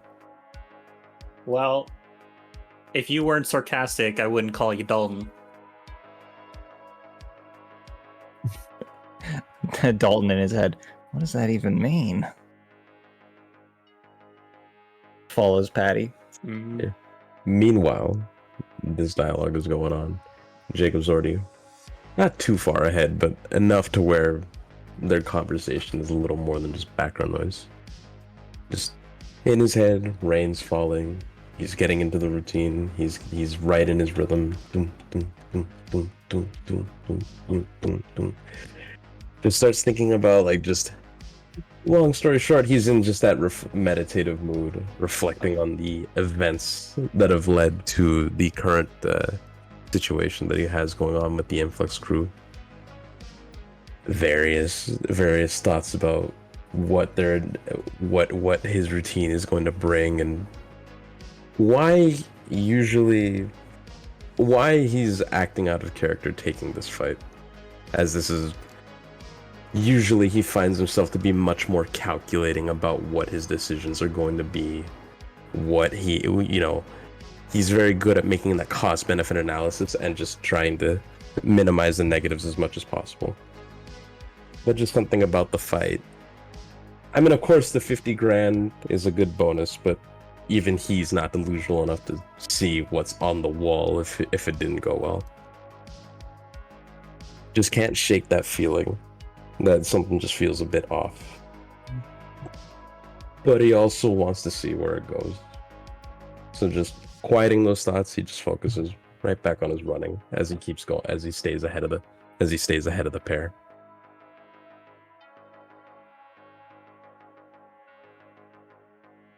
Patty's very much in the she's kind of just very much like the resting bitch phase, kind of like, I'm annoyed and I'm not gonna openly talk about it, but if you start asking about it, she might just start running. On that, on that note, Dalton keeping pace with Patty, but also looking a little sweated out already. Can we slow it down a bit, Patty? Keep a jog pace, but I just wanted to ask you something. okay, and she's like slows down a little bit, like the pace decreases until eventually they're kind of like, they're not fast walking, but they're not exactly like jogging hard. They're just kind of like going, and she's just looking ahead. Yeah, Dalton takes an extra second to make sure Jacob's firmly in his own head up ahead of us. I know that you and Karen and Jacob have butted heads a few times, so I just wanted to get a feeling of the situation. Yeah, you okay? Everything Okay is it's a state of being, but I guess I'm not okay. I is that what you want? Well, really what I wanted to say was just I was new to criminality at one point as well. It's kind of hard to wrap your head around the issues that we're going to be getting into in the next potential future, and I just wanted to let you know, like, I don't tell a lot of people this, but in my first years driving, I ran a job with a couple guys. Something happened. Basically, one guy got in my car after driving 4 people to an event. Halfway through the drive, the guy essentially tried to rob me and potentially kill me. And long story short, I beat him half to death with his own gun. It was an interesting day. I kicked him out of my car in an alleyway and ripped off at 100 miles an hour. I made double my money and essentially got a job driving for several seedy gangs in the city. So I just wanted to let you know that desensitization kind of happens in this job, and eventually it's going to hit you too. I can only assume that Karen and Jacob are far gone, and the robots naturally desensitized, I guess. But if you don't want to get into another fight with Karen about it, you can always just unload what you're feeling about what we do on me. It doesn't have to always be a to the throat thing. You can, hold it in, come get me, and we'll lay it out. It's not a big deal. So what you're telling me is you're going to be my emotional punching bag. I figure you're doing a lot of work for me, helping me run up and down hills and getting in shape, so I figured, hey, what the hell, I'll let you dump on me if you really need it. That's it. That's all I wanted to say. Take it for what you want to take it as. I'm just saying, like, it doesn't always have to be a big thing with you and Karen. Oh, at this point, she's fucking won the fucking battle, so there's not much more I can say at her without her just basically, like, twisting my fucking arm. And I just don't think we need to go. It doesn't need to get that far again. Look, never tell her this, okay? I already kind of admitted her, but she's kind of right. All right,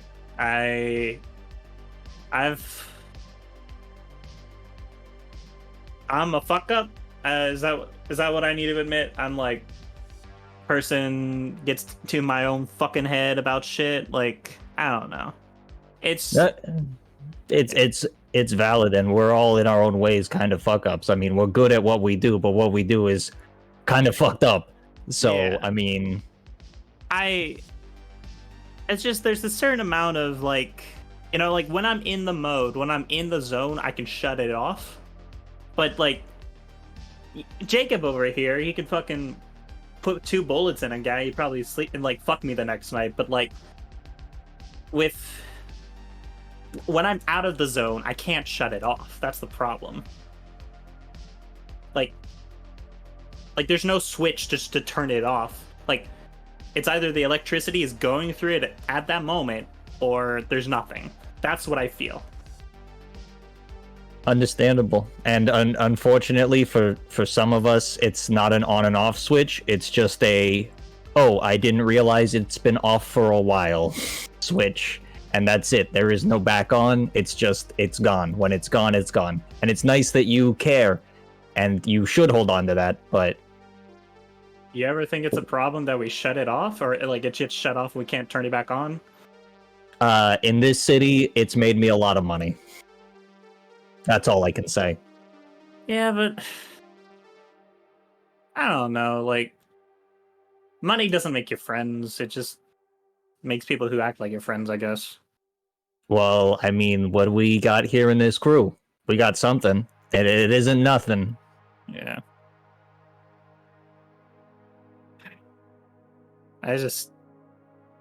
It's hard. I don't know, man. Like, what do you want me to say? Like, you say, like, oh, like, eventually it'll shut off and it'll just be right as rain or some shit? No, I don't want, honestly, I don't want you to say anything. I'm already, frankly, uncomfortable with the amount of openness we've had between us here.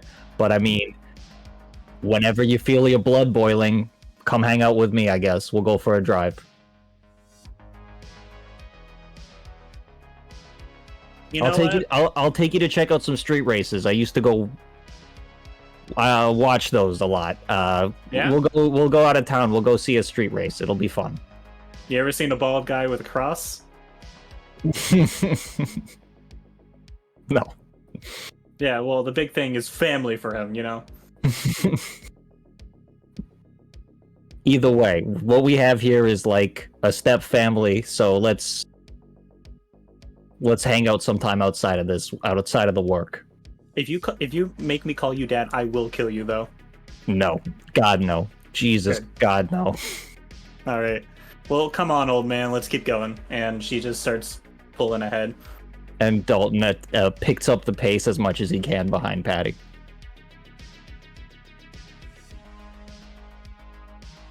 At this point, Jacob had actually slowed down, realizing that he was far ahead of the two. And interestingly enough, the two actually find him kind of like skipping along and shadow boxing just on his own.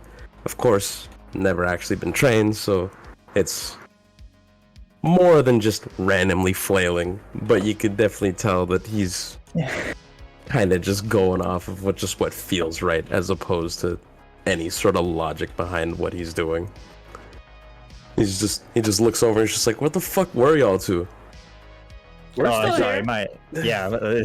It's me. I'm usually the one keeping Patty behind. Jeez. Oh, come on. And You good? You feeling like boxing that little man in your head? You know, like, hey man, I'm gonna take you out. I mean, it's 50 G's, baby. Yeah. And he just starts, he gets back to running, but at this point he's kind of just sticking with the pack, as it were. So yeah, you just kind of see like this hodgepodge of weirdos. You see like a fat man in his 40s. You see like a tall, like buff, angry bitch, and then you see like probably about the same height, like this guy just like running in between them, and she's just like, it's just a fucking group. A menagerie, if you will. Yeah, and eventually they hit that like peak point, and they hit the plateau, and they are sitting under the awning, and she eventually starts like getting Dalton into some exercises. It's like, it's very much like not in a rush right now, trying to help teach Dalton the proper form so he gets through them properly. And she's still a little bit of a bitch in that moment, because there's probably going to be like the moments where he's doing it and she's like, that wasn't do it right, do it again. And yeah, Dalton is at 3 days of doing this, is not effectively, but trying to actually meet the requirements, trying to respect what Patty's been trying to teach, and is doing his best. And Patty is through his shortcomings.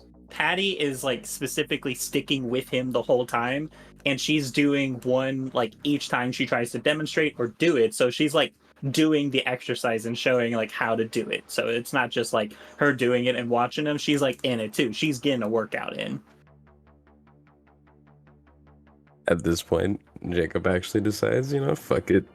He'll follow a routine that isn't just him coming up with random workouts, and slowly switching from what he was doing, which was mostly just light calisthenics. He eventually found his way next to Dalton and next to Patty and just started finding himself in the routine. Of course, minimal instruction needed, as he already kind of athletic individual himself. just keeps pace, and even exceeds Patty's at most given points. Yeah. Well, to be fair, Patty's also not trying as much as she may have tried usually. Yeah, Patty's meeting Dalton's energy, which is keeping her behind. Right. Yeah. You know, like, they start working through the workout and eventually, like, get through that last rep, and she's like, all right, okay, that's good enough for the exercise of today. We're going to start winding down and go for that last little bit. We're probably going to get about halfway, and we're going to go for a full sprint, okay, Dalton? I want you to get your fucking ass going. I want you to think about getting that next fucking cheeseburger, okay? Am I gonna get a cheeseburger after? You know what? If you go hard enough, I might let you have a quarter. Dalton's running. Okay. Yep. Just leaving them behind. Yep. Patty's actually having to, like, pick up a bit of a pace as she's like, oh, he's actually going for it. Okay. And Jacob shrugs. It's just, finds himself sprinting right along the two. Mm-hmm. Just. All right. Just. You know, once we get to the end of this, Jacob, I want to see you do like a short sprint here, like from here to a spot you choose, like at the downs part, and then we'll see how fast that is. Okay. All right. Say less. Yep. And just at that point he picks up his pace and fighting the urge to just turn on the jets and go. He just keeps going. And of course, given the fact that this is just what he does. Far beyond Patty and Dalton at this point, and he's just at this point he just kind of hollers back and says, "Yo, time me," and just right. She goes and it just clicks on and it's just timing him, and just at this point he's just kicking off right into the final gear, and within a matter of seconds. Just already found himself exactly where he needs to be. Again, it's kind of screeching halt. Even turns on the jets to stop himself a little bit to prevent just all the force going right into the joints. What did I get?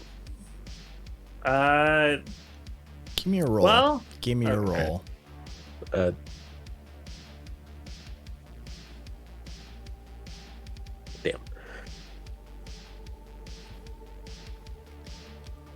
He got a fair.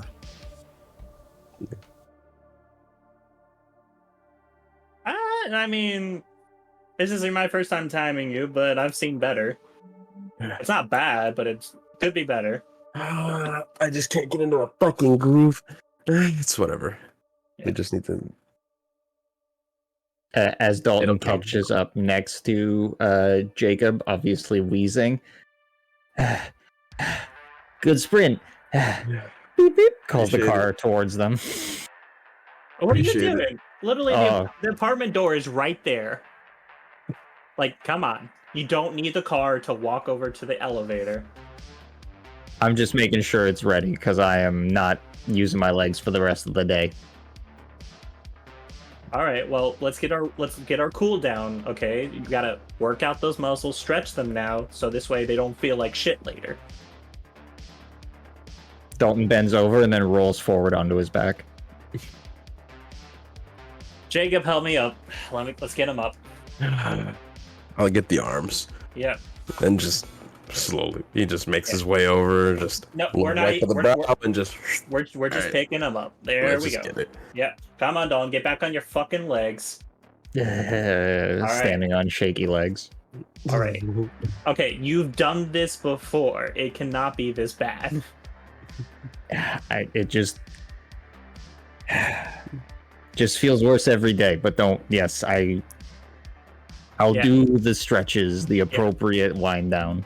Okay, well, just keep in mind we're off tomorrow because you can't do it every single fucking day. Yes.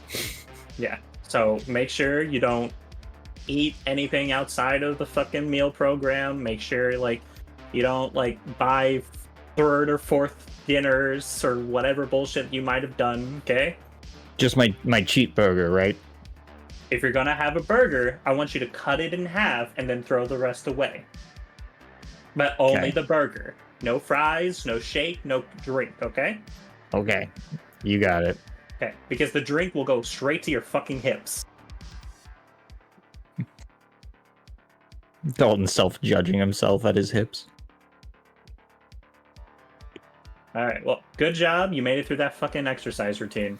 And keep in mind, as she like leans over, you see, Jacob over here, he can run fast now, but keep in mind is he's a real bitch because he didn't keep his right legs. Look. Could Jacob hear that? I thought She was whispering. She was. I thought she was leaning to Jacob. No. Never mind. I'm misreading. She's teasing Jacob just to mess with him, but not like letting him hear. Yeah, she's just, talking shit about Jacob, so did pick Dalton up a little bit. Yeah, no, I misread that. All right. So as you guys are sweatily, so as you're heading back to the apartments, Dalton's headed back to his apartment. Patty's headed back to her apartment. Where is Jacob headed? With Patty's apartment. Okay. Yeah. He's been staying over. That's why he's here in the first place. Yeah. Okay. So we see that split off, as it were. And the camera, rather than fading out, fucking zooms. Picks up and zooms across the city. And is flying just... Things just whip past it. And you find yourself very quickly at the window and right past the window as if it weren't even there.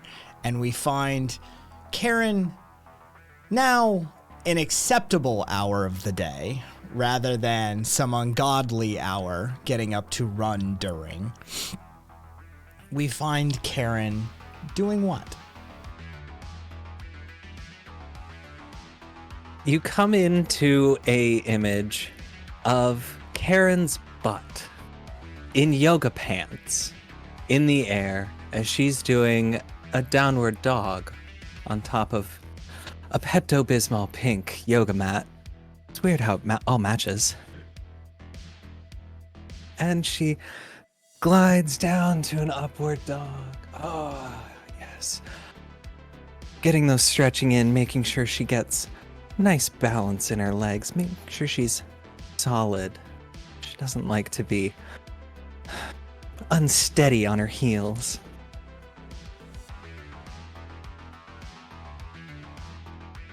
She's fed herself a little bit today, which is new. But also, doing yoga for this long is new. Usually it's just a quick routine, a little stretch here and there, but this session has gone on quite a bit longer. There's sweat on Karen's brow today. She's actually considering another shower after the initial one of the day. 'Cause Karen doesn't like to be weak anymore. And I'm realizing that that needs to include my physique a little more than I have been putting effort into. But it's all in love for myself, of course. So. As this yoga routine, as this downward facing dog, as this ass, this Pepto-Bismol ass is up in the air, everybody who is near a codex, near a TV, near a hollow stream of some sort, sees a breaking news alert by the net news service. And you see very quickly a AI-powered avatar pop up on it, and it says, "Breaking news. The group known as the PJs have been accused of leaking confidential NSFPD Internal Affairs Division review files for all current service officers onto the net. Net News Service has conducted an initial review of some of these files, and while they appear to be authentic NSFPD files, spokeswoman Jane Veridia has released a contradictory statement saying, quote, The terror group that call themselves the PJs have violated the sanctity and safety of our great city once more, releasing baseless lies about the honorable new San Francisco Police Department onto the deplorable, depravity-filled net in an attempt to undermine the full trust and faith the public has in their police force. We will be investigating these crimes with the full power of our mandate. The AI avatar comes back up. As more details come to the surface in this ever-evolving story, Net News Service will be poised to keep the public informed.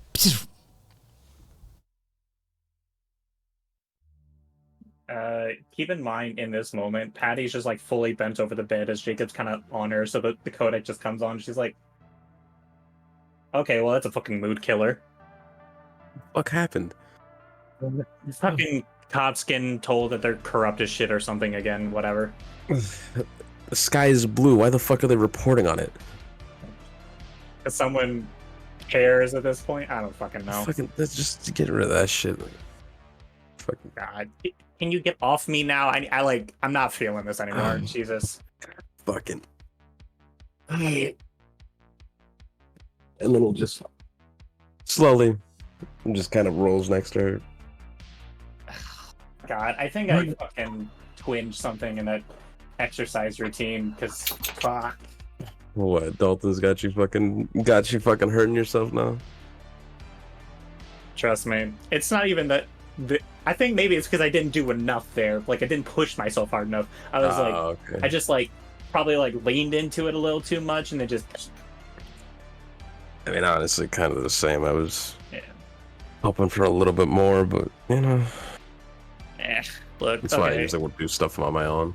If you need to do your own separate routine, we can set something up. Just keep in mind, I can't multitask. Okay.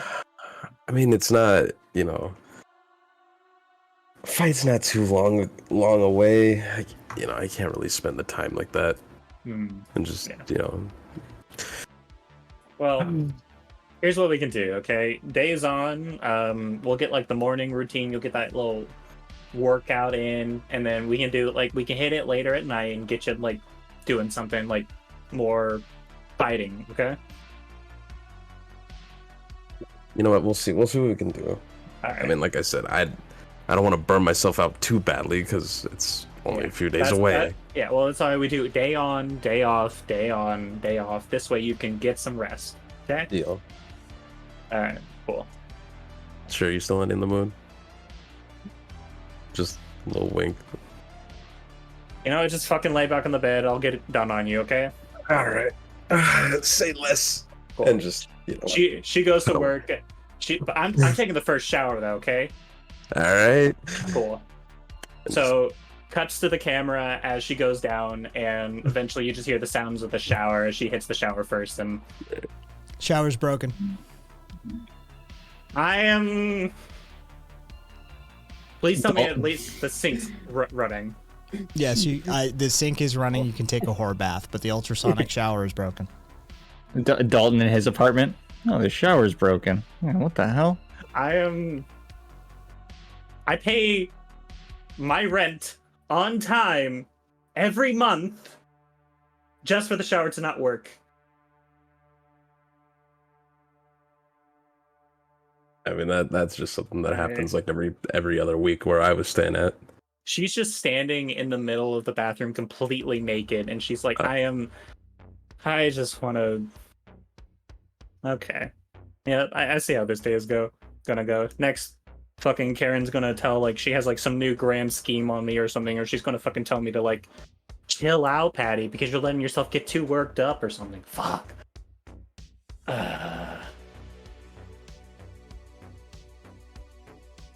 Need a smoke? No. Or for me, then. Unlike you, I probably still have, organic lungs. Still got the originals right here.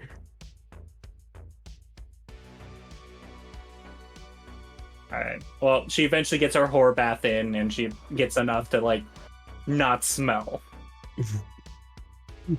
At this point, Jacob kind of just gets up and starts looking over we got any room for a second here? I'm kind of tired of sitting there in my fucking sweat. Well, I'm done, so you can fucking take it. So. All right. I just, Water's out. Just a little squeak. Yeah. Just fucking nothing. Yeah, suck it, bitch. And she just flips off Jacob as she like walks away. Oh, fuck up. Dalton in his apartment trying to fill his coffee maker. Oh, That's what you get. Damn for it. getting Oh, no, blowjob, Dalton. Okay. Hold Fuck on, you. hold on, Dalton. Oh, wait. That one went wild. Hold on. No, you're fine. nice. Oh, you're so Can I check like the website to see if they have any like until when it's going to be shut off? Sure. Okay. She pulls up the codec. Wait. She doesn't even have a codec. She had destroyed. Forgot to ask for a new one. Jacob, can you check the fucking website? Fine. I'm gonna need to fucking find a way to clean off anyways, and just Yeah. grabs the codex and just 7 p.m. 7 p.m. I'm glad I got my fucking body washed off and get off that fucking shit on my face. Jesus. They seem to be doing maintenance on your wing of the building. Yeah.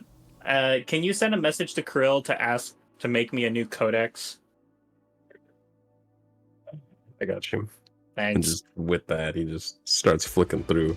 Right. But of course, he eventually just walks over and puts his arm around her and just pulls her nice and tight in as he gets the message in.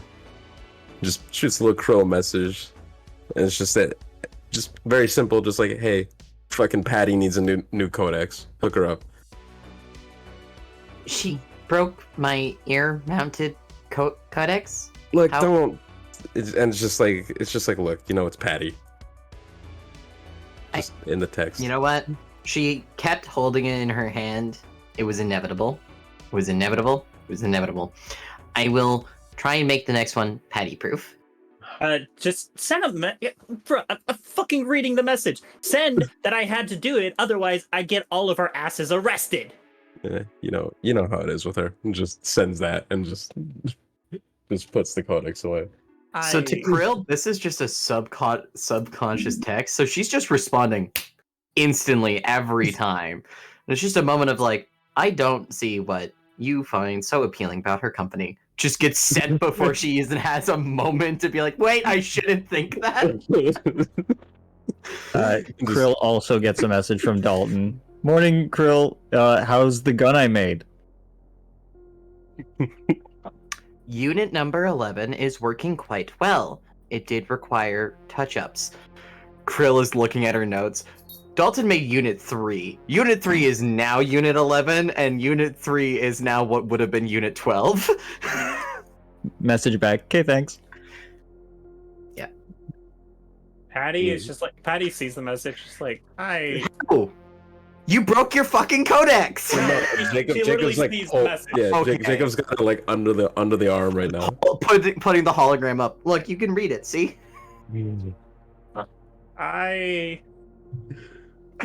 That isn't fair. That is what's that fucking word that like the lawyers use? It's impugnant my character. Hey, look, I didn't fucking say anything here. Yeah. God. Do I even have like she's looking around, she's trying to see if there's any more alcohol laying around because she still has the scotch bottle that she needs to put up on her shelf. You need to give me a roll. Yeah. Also, keep in mind, Jacob, what you see like on an entire portion of the wall is just it's a shelf of bottles after bottles after empty. bottles. Yeah, they're all empty. They all like the one bottle at the bottom left has like just like a bunch of random like notes kind of stashed inside, but everything else is just like clear and clean and like pristine. You see all the labels, and it's very much like a entire rack of her alcoholic history. I don't know if a good roll is good enough after the night you had. A good +3. Yeah. You're gonna tell me Patty did not fucking go to town on those bottles last night? just didn't just smash through the stash. Yeah, she, it's pretty fair. She's like, You have nothing in resources as well, so... I have 2 resources. Or 2 wealth. 2 wealth. I have 2 wealth. No. This is a resources. You're not buying something. This is shit you have. All right. She looks at Jacob. I sucked your dick. Get me a bottle. You know what? Fine. Yeah. Fuck it. All right. Get dressed. You're sleeping in my house. I'm sucking your dick. I at least deserve a bottle or 2 every other week. Get dressed, because I'm not doing this alone. Yeah, Jacob gets a codex message. Car's downstairs. Just in the ether, Dalton just felt. Yeah. Fuck it. Eventually, Dalton has Patty... no plans to stop. Yeah. Patty eventually gets her clothes on. She's full gear. She's kind of like... Gets her sunglasses on. She's like, all right, well, here we go. Another shitty day and shitty world. I mean, imagine how I fucking feel. What do you mean? I mean, I fucking still... just fucking stink still. Look, okay? That's your fault for getting your dick sucked, okay? You either got your dick sucked or you got to have a whore bath. So it's your choice. Let's just go get the bottle.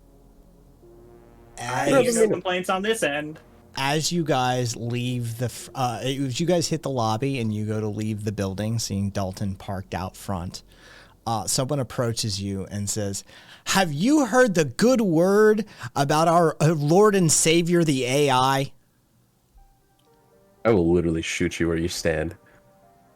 No, wait. Let's hear him out.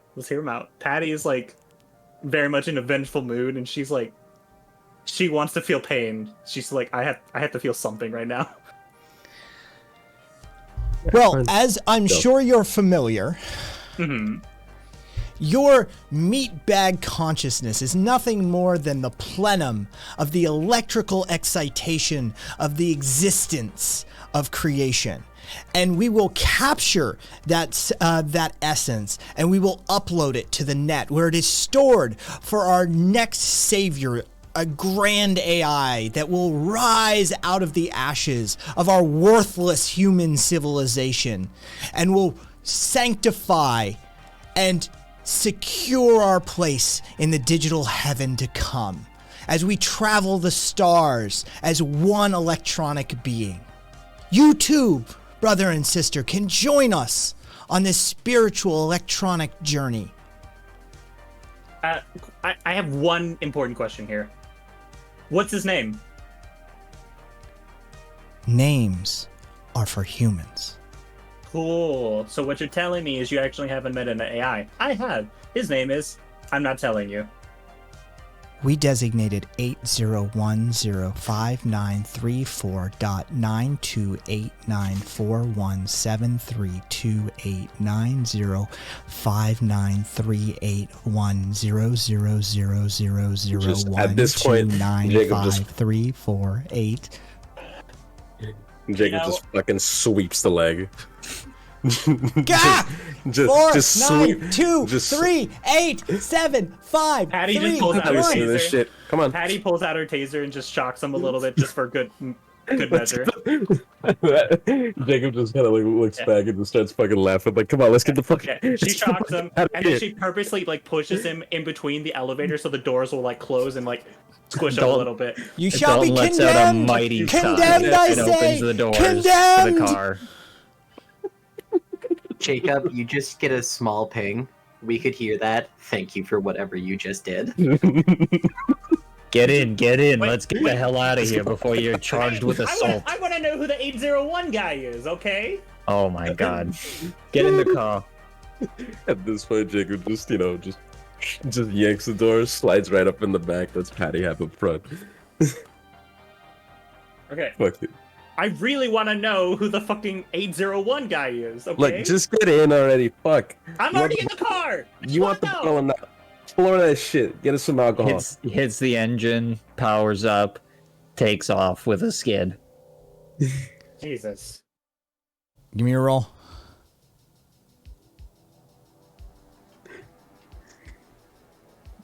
-1. You're fine. Narrate as you see fit. You're in charge of the car. At this point, Jacob's just kind of laughing So at the back. Go ahead. Are we heading straight to the HQ, or what are we doing? I can't lie. I've heard you guys arguing with each other for that entire point. Are we picking up alcohol? Yes. Yeah, we're a bottle. We're Fucking. getting two. Okay. Either way. We gotta get the bottle, and then we gotta get the one to stash for later. Okay. All right, fuck it. I guess I signed up for it. Yep. Also, we gotta get you that half a burger like I fucking promised. Hey. Okay, I do know a place. All right, cool. So Dalton is gonna drive to not his buddy's burger stand, but a burger stand that is next to an alcohol store, so they can go get their crap while he gets his victory reward. Mhm. I have that. So at this point, just Jacob breaks off from Dalton once they arrive, and just wonders where Patty's going to be headed to. As you pull into this sort of area, what you find is what Dalton has brought you to is essentially, how shall we put this? Automated. They're the equivalent of an ATM for liquor and burgers. Okay. And so it's just a digital screen in which you select your chosen alcohol, and it is dispensed into a receiver tray down below. And then across the way, there's a burger stand of sorts. It's a small, it's almost the size of like a pool shed. There's just enough space in it for ingredients that they can just they can send an automated drone by to like resupply using slots, and then it's all assembled in situ, as it were. And so Dalton can just drive up and just and select whatever items he wants on his burger, and it's very quickly assembled and wrapped and put into a bag and slotted out down below. I pull forward. When I park in front of it, I do pull the middle of the window so that Patty can hang out of it and order whatever they want. She's hanging over. She's like, God, I mean, it's accessible, but damn, they don't even have good shit here, really. Yeah, just get the cheap shit, okay? Yeah. But Yeah, This isn't my wallet. This is an NSF alcohol union. It's gonna have the low end. Okay, I've had good union shit. Fuck off. Okay, and then she just eventually gets two basic vodka bottles, and she slips one into her bag and puts them both in, and she's like, all right, this is the one I will hold on for later. This is the one I will drink some of today. Cool. And Jacob just sends his creds, just a little shrug of the shoulders. I want notice rolls from Dalton and Patty. Here we go. What are we up to? +1. -2. Give me 1 second. Patty. Dalton just blissfully unaware. Patty. Dalton. As usual.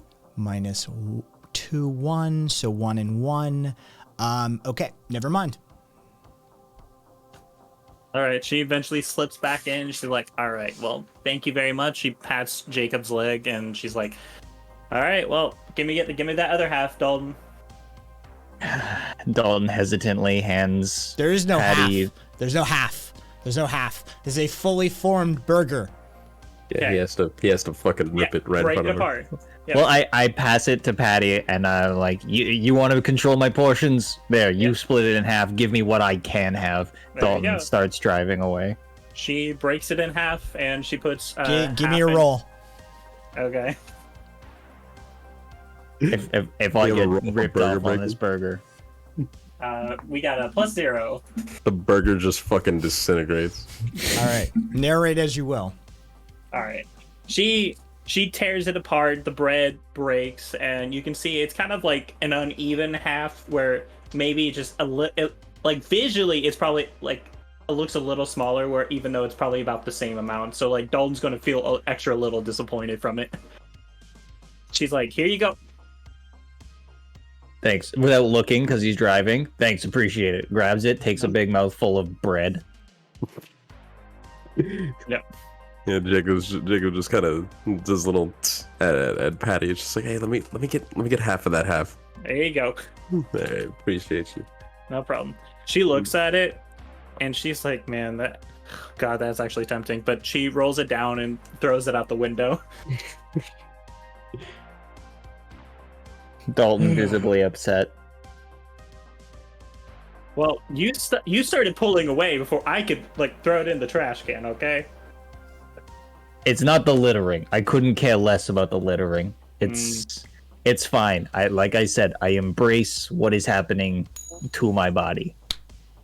Yeah. Well, just imagine, couple months, you're gonna be in good shape. And never eat a burger again. I gave you half a fucking burger. What do you It's want from fine. me? It's fine. Fucking Clearly hell. not fine on Dalton's face. Jesus. I bet fucking Karen doesn't have to deal with this shit. Like, just fucking ask me to help you exercise and get in shape, and you're bitching the whole way.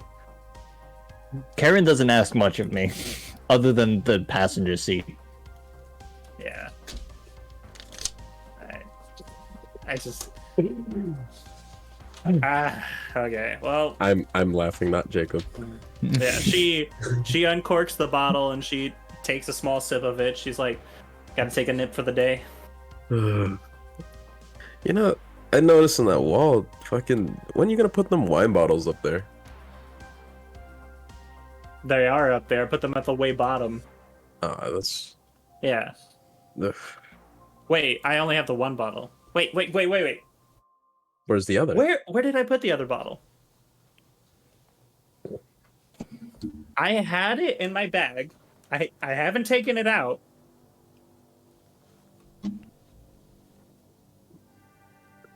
Can I start thinking? And she's like trying to recall the moments where she's taken things out, put things back in. She's like, I like this callback. I want to try and remember the day that she was putting things in, and if she could recall You can it. roll for it. Yeah.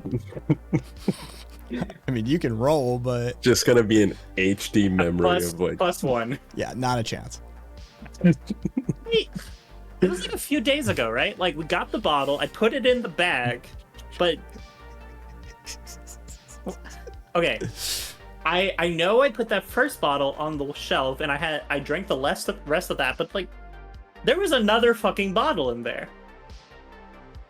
Hey, look, it's your share. I wasn't fucking. Where the fuck is the bottle? It's. I do want to point out, Jacob, it was not her share, it was her takings, but It's not like Yeah. fucking Karen Like- owns it. Yeah, I'll die before Karen just owns everything in that fucking HQ. I But- personally am not gonna fight with Karen to own anything in that HQ. She can have the giant robot toilet in the back for all I care. Well, that's to be fair, you're kind of cucked, so. That is fair, and at this point by two of you, so What did I do? Dalton, give me a roll. what do you mean, what did I do? You literally control what I eat. You don't Plus have to 3. eat burgers. Holy shit. Dalton. The fuck? I was going to say, depending on that roll, something in this car stinks. Patty fucking stank. Jacob fucking stank. These two fucking are reeking up your car. Dalton, Like Turns- lube and sex. hold on. I was gonna say, exercise and just no. Dalton turns to Patty.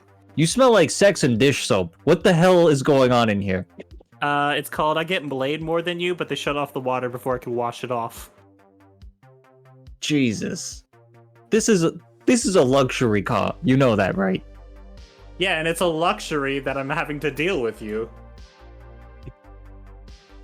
Again, I don't know how to react to that. What if that came out wrong? Jesus Christ. Nope. That stands. No, and no, also, I'm in Patty mode. no. I'm in Patty mode. She's like, I Yeah, fucked no. it up, and then she's like, oh shit. I want Dalton. I want another roll from you.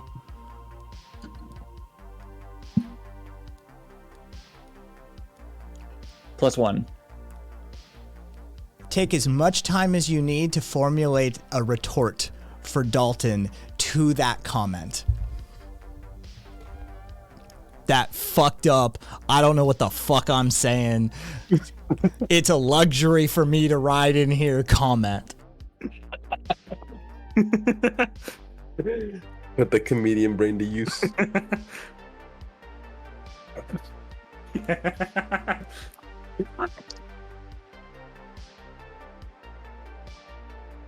Patty, I'm gonna let you. I'm gonna let you off this time. But if you keep hitting me with these super confusing, weird, half-drunk phrases, I'm gonna have to start making you explain them in detail because this is it's so obtuse sometimes. Yeah, you get used to it. She holds up the bottle and she points at like how much is in there. I'm like, I took a literal sip 5 minutes ago. Okay, you want to talk about? So now my car smells like sex, dish soap, and your stank breath from the goddamn alcohol. Gravy. Also, Jacob, you're not out of the woods either. You smell like half of this shit too. I mean, I was responsible for at least 2 of those, so. Look, to be fair, he probably smells worse than I do. I at least got to wash off some shit.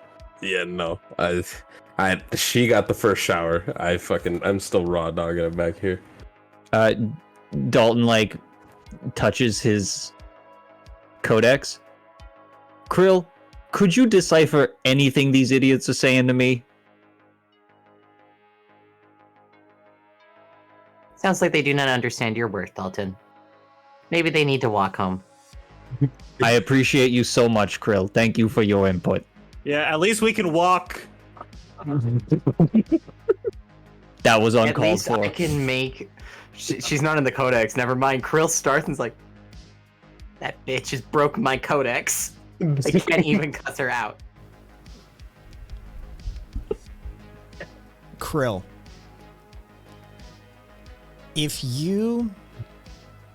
Karina, if you have more than the refresh amount of fate points when this session ends, you carry them forward.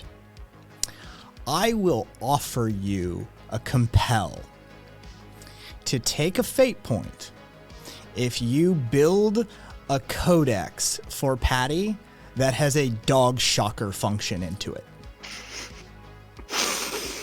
I will take that as an inspiration. Krill turns around and goes, doesn't understand the luxury of spending time with us, huh?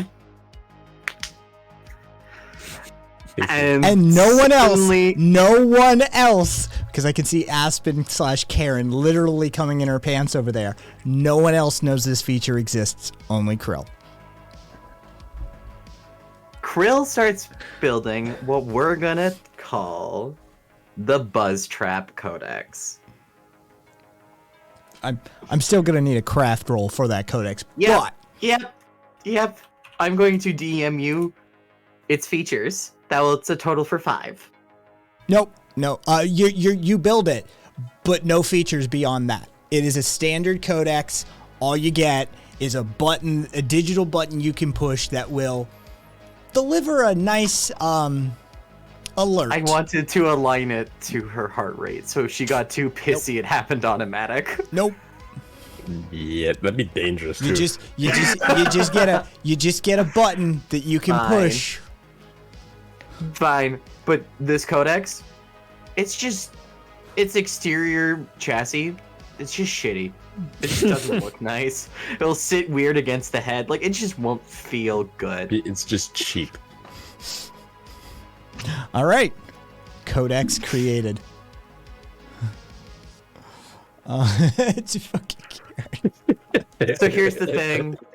There isn't going to be a physical button. There's going to be a program in Krill's head that goes, yeah, I'm done. Yeah. All right. Fair enough. It exists. And no one else knows it exists. If Patty finds it out, I'll just irradiate her again. God damn. All right. Yeah. Anyway, And then Patty figures out how to shut down Krill's lungs again. all right. So you guys arrive back a couple blocks away from the base, having to hoof it in to to the location.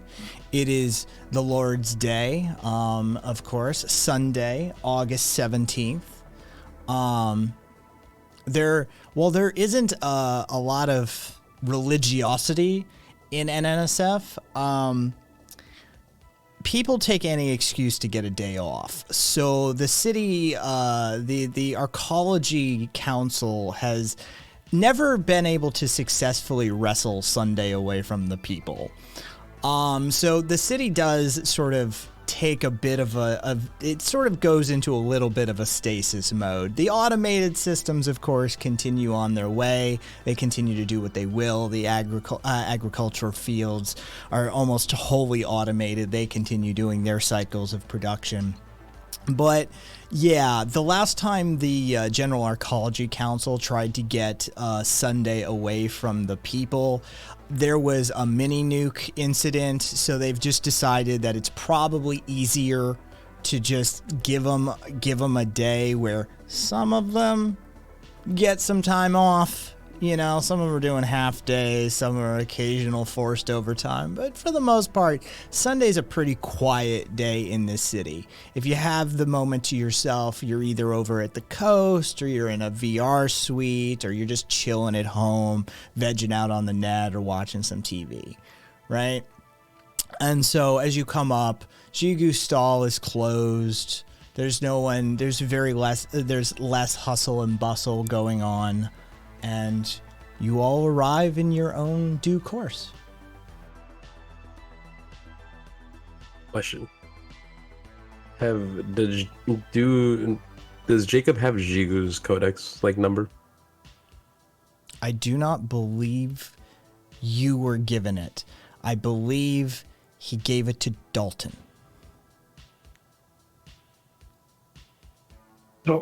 Once they pull up in the car, Jacob just kind of sits up a little bit and just looks over to Dalton and just goes, just says to him, "Yo, you got Jigu's number?" Yeah, I got it. What do you need? Look, tell him I'm gonna use the hose. He'll know what it means. Okay. Having no idea what it means, sends that to Jigu. Is there another person in your life? And she's doing this very sarcastically. You get a message back from Jigu that just says, "Record him."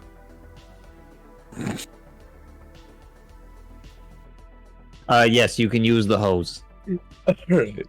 At least it didn't say words. Oh. God fucking damn. Alright. Fucking these motherfuckers, I swear to God. Can you hear this shit? What shit? It's fucking just cars doing 90 in a residential. Nope. Fucking. So we got the Music's- okay. Yeah, Music's okay. covering up all of that. Alright, cool. Fucking. So fucking, once they pull up, it's just, Jacob just goes fucking sweet. Alright, let's get fucking cleaned up, Patty. Me and Jigu got a thing going on. Don't worry about it. Come on. Okay. Jacob, just real quick, can you show me where, what you got a bucket with holes and a hose and a shower or something out back of our place? No, it's just look. Don't ask why. There's. Oh, I know why. Because you smell like absolute crap. Look, I'm. At this point, he just fucking, once Patty's out, he just hops out. It's just like, come on, and just round the old corner that Jigu has graciously let him use many a time. There's just a hose. It's the designated hose.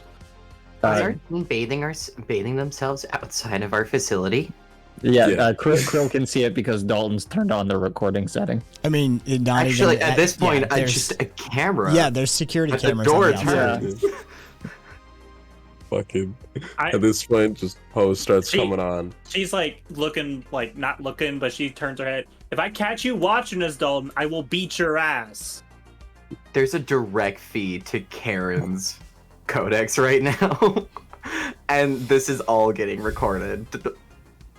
Dalton gets a ping saying there are now 2 separate other cameras recording this scenario for him in case something goes wrong. Okay, Patty, I am not recording or watching or anything. Heads to the door. On the way, Pat, is Jigu at his stall cooking up? No, it's closed. Yeah. Oh, it's Sunday, That's why right? we sent the text. Yeah. Then yeah, heads to the door. Just right now, it's just like, all right. Since you got to go first, hook it up.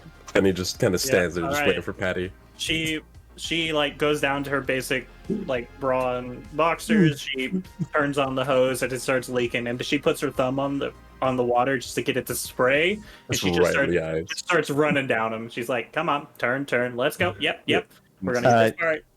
As they're doing that, Dalton enters the base. Hey, do we have industrial cleaner for these two? No, we are out of all bleaches. But thank you for asking. That was on the shopping list. I have still yet to go to it, since I am no longer in means of shopping. Until then, though, no, we are without any cleaners. Wait, number 3! And then, Dalton, you just see number 3 fly up to you and immediately perch on your shoulder. Oh, it's always so unexpected. Hello, number 3. You just hear a little...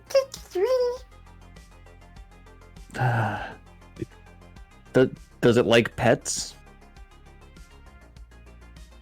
Yes.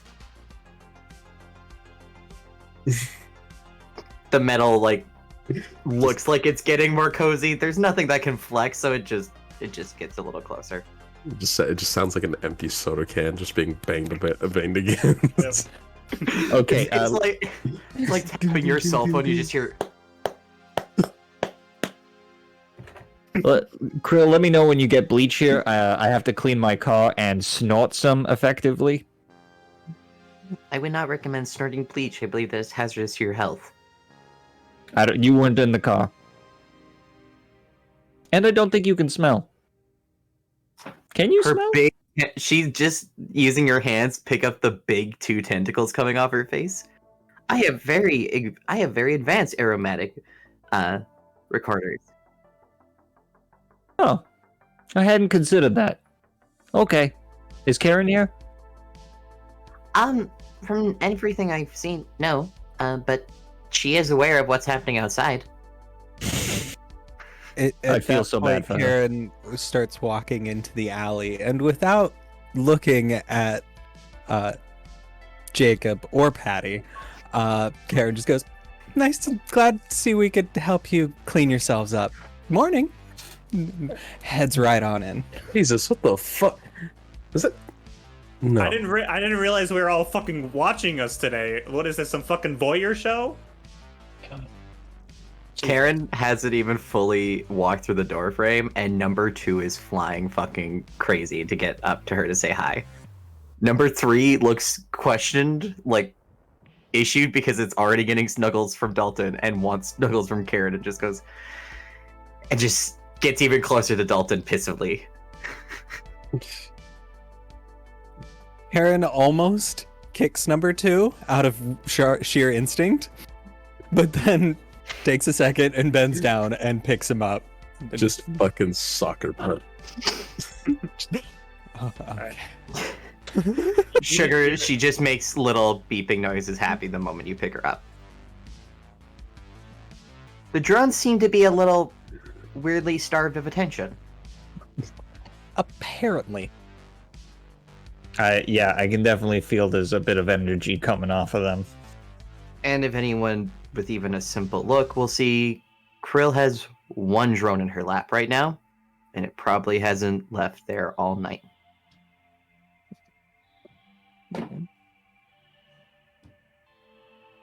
Eventually, you hear coming like Patty as she's like gone through the spray and everything. She like walks in with the wet hair, and she's like, "Okay, so did we just tell everybody that we took a shower in the middle of the fucking alley? Is that what we did?" I don't fucking look. And of course, Jacob fucking just comes in as well with Patty. It's just like, I don't fucking. Are there cameras here? Do we have cameras on us? Kind of saying. Okay, first off, does anybody answer? Dalton is suddenly really, really interested in the robot. Just no.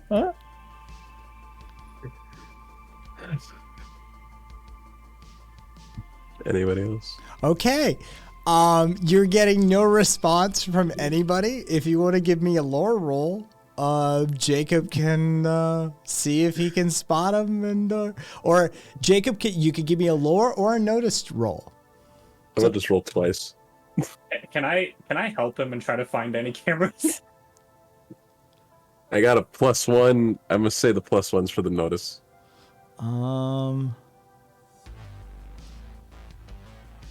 I mean, yeah, there's like cameras. Yeah. Jacob just kind of just a little pinch to the brow of the nose, just like, oh. You know. And Karen has now uploaded it to her OnlyStans. It's only after being uploaded does Jacob suddenly get the live feed of his own butt Right. appearing on his codex in the hologram in front of his face. Yeah. He isn't even necessarily like disgusted or anything. He's just like, God, he's just more disappointed It's in himself than anything. Dalton, you get a link to a trending social media post. It's an artistic re-rendering dropped with like a sort of a trap dubstep drop, and as Jacob drops trow, the fucking beat drops, and it's clearly Jigu's fucking account that has uploaded this, and it seems to be gaining traction. His account seems to have a lot of followers, actually. Honestly, You just see a brand new follower that says Krill 2026 just in there or something. Jacob, I don't want to upset you, but like, at least the beat is bussin'. Sorry, what? This just hands it. He just stares for a second. Okay, to be fair, you do have a nice ass, okay? Oh, I look good. Okay, you know, And maybe then he this just is... and then he just hands the codex back. It's nearly 30 years later, and the drop it meme is still fucking going strong. A good meme never dies. Remind me to talk to Jigu next time the stand's open. All right, well, after having everybody recorded Jacob's butt, what are we doing today? Oh, I don't know. I just wanted to come hang out with everybody. It's Sunday. I assumed it would just be like Krill and Troy here, but I got you to come with me. Yep. Well, are we like kidnapping the guy and like torturing him for 5 days? What are we doing? I was thinking, yeah. Well, Either if that or look into anything else that we have sitting on the shelf, but You seemingly do not need me for this situation. I will continue building stock in the meantime. By all means, do what you need. How long on that codex, by the way? Oh, it's done already. That was pretty fast. Thanks, I guess. They're very... You know, the materials in them are not very cheap. So I am sorry that the camera isn't the exact same quality, and your projector is even a little bit more shit, but, you know, it's there. I didn't have replacements on hand. Look, okay, It's a little heavier for it, but, you know, it shouldn't matter. I didn't really have a choice because I had to like do one of those like risk calls to hit up somebody, and if they did their job, they track us all back. So I didn't really have a choice in getting rid of it because otherwise. And you didn't bring me the pieces.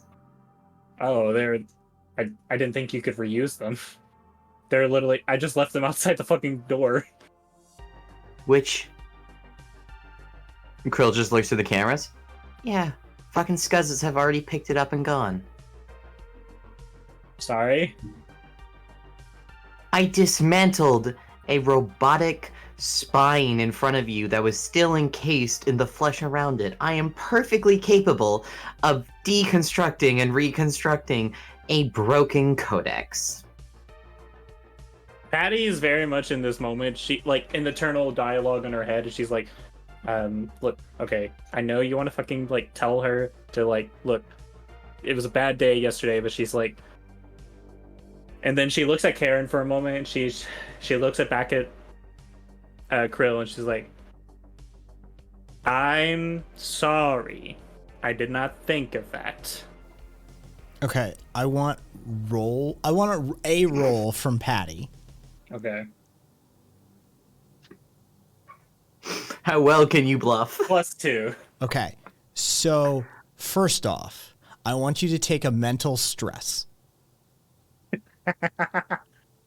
Okay, I took a mental stress. That hurt mentally. That It had did. to hurt.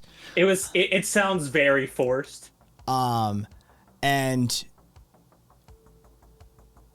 Krill, give me a roll.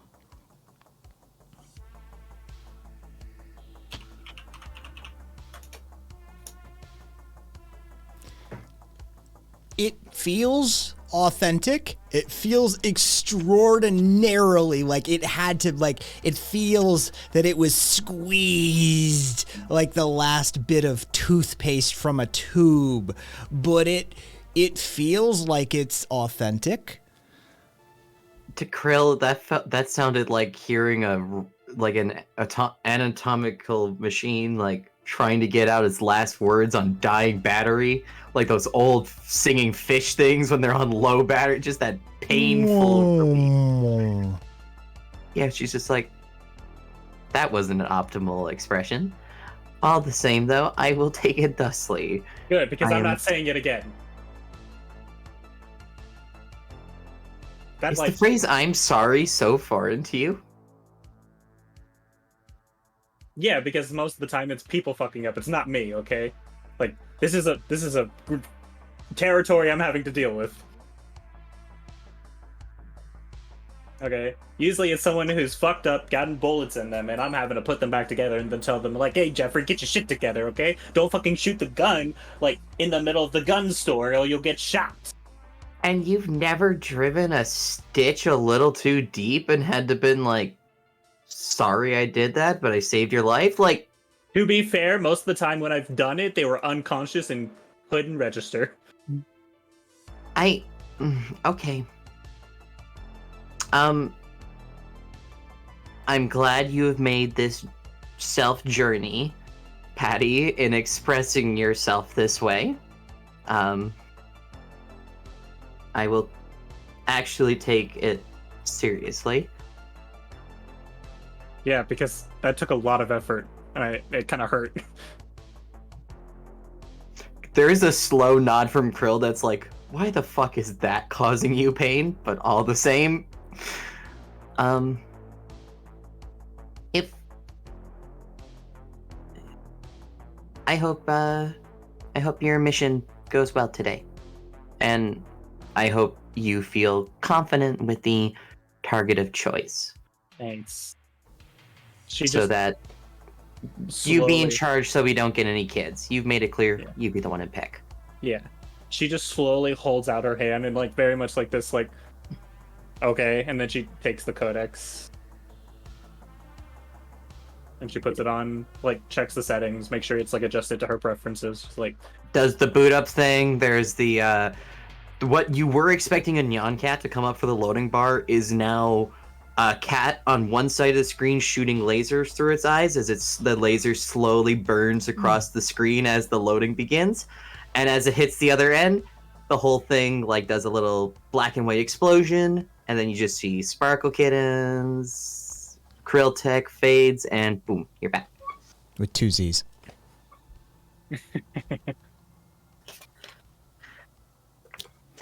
she's like, she like turns to Jacob. Is there a way I can make like that like just not go that long every time I boot it up? Because like Jesus, that's a lot. It happens once unless you hard boot it. Like, you don't restart it. And I just imagine just the footage of Dalton slamming the button 300 times the other day and just the hologram coming again. Just don't do that. Just don't do that. Cool. He's not even doing it anymore. He figured that out. I've gotten much better with my tech. You have. You chose to mute it on your own yesterday. I'm so proud of you. Dalton, I want you to roll. Let's see how good I've gotten. +1. Nothing happens. Tech's fine.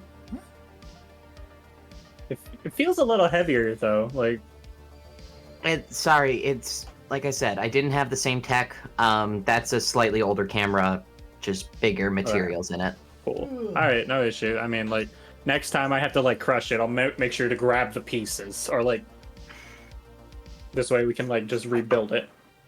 So like Krill actually just does like a simple, oh, I'm already way ahead of you. And there's a new codex that's just sitting on the table, and Krill just puts her thumb on the little round bit and pops it right off. She's like, that severs every system inside of it. Just do that and bring the 2 pieces back to me. Perfectly fine. Good to know. I've worked with burner phones and codexes in past before. I make stuff modular for a reason. Okay, cool. And she like turns, she pulls up like a little notepad, and she like just types like the same saved number she has. She's like John, her ex, and then all the other members of the group. I'm sorry, John who? John Hinkle Dimmersmith. Okay, just checking. There's a lot of Johns in the world. Just had to make sure. You're welcome. Yeah. She puts the nickname Hinky. Just had to make sure. Okay.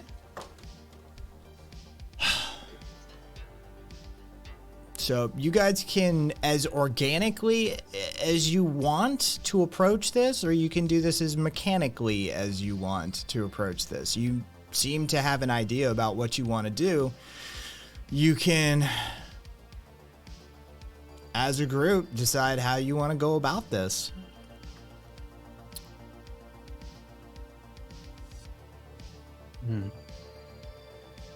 Well, my first thought was, Jacob, you probably know somebody. Could at least get us pointed in the right direction. I know they hang out in the residential area, but I don't bother going over there. If you'd like to roll lore roll, you can. Let's see. Right. -1. I don't have any lore. Jacob, you don't seem to have had many encounters with the little angels. They tended to the Nils were more drug runners, and while they were the little angels in prostitution and pornography, definitely partook in the Nils service. You were more of a hitter. You never really got into it, and you seem to have, based off certain things in your character rollout, you've managed to like keep your nose clean as far as those other things go. So, you know, vices weren't, or at least those particular vices were not your thing. Now, Dalton, give me a roll.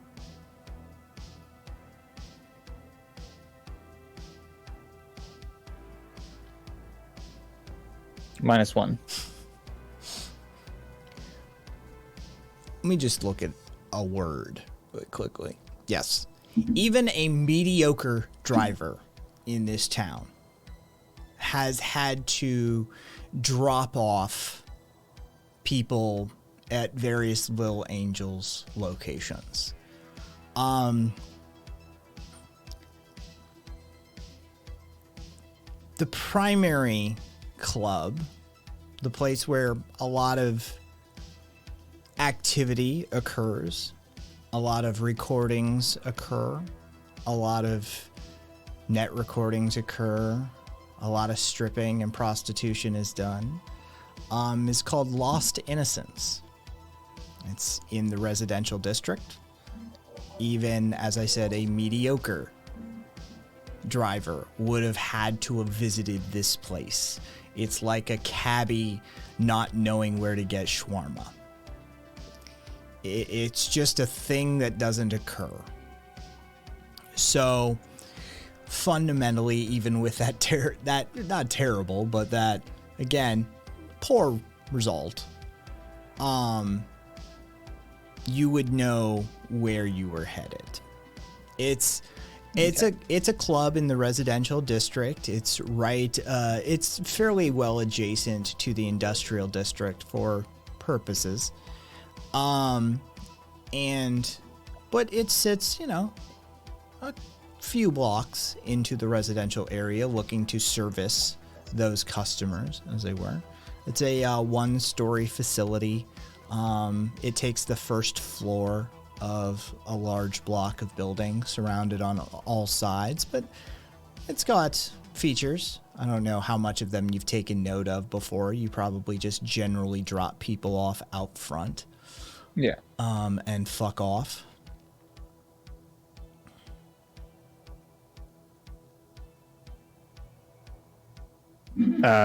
So I do know about like the Lost Innocents Club. Like, it's kind of in a residential section of town, not too far from the industrial area. But I'm a driver. I don't necessarily pay attention to the weaponry or the camera setting or anything they have around. So we can scope it out, but yeah, I wouldn't get too close.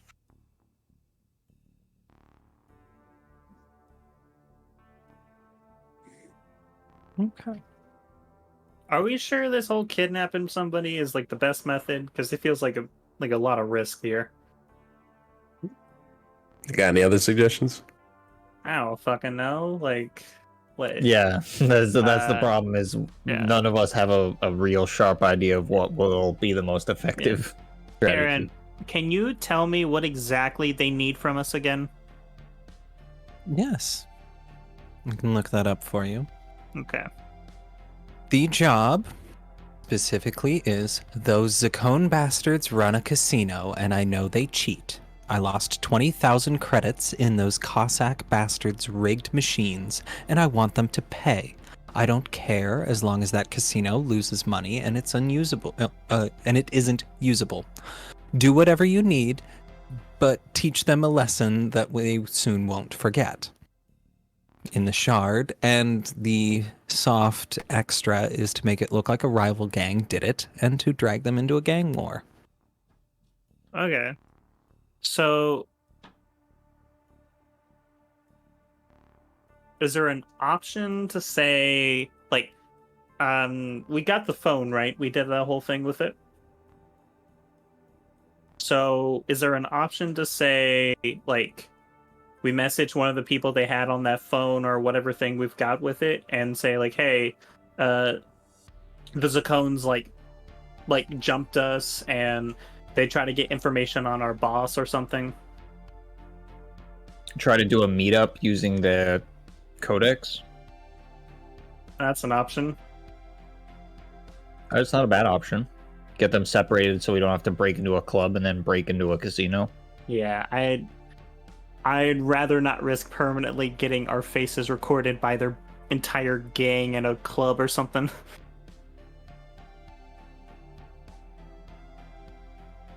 My thought with the kidnapping, in that it wraps up things nicely, is that it would be a means of them being pissed off at each other. Anything short of torturing one another, I think they would write off. Yeah, how would we get them? Like, if we go this route, how are we going to get them without, like, risking putting all of our faces permanently on their kill list? Jacob and I could scope out that club and then follow somebody.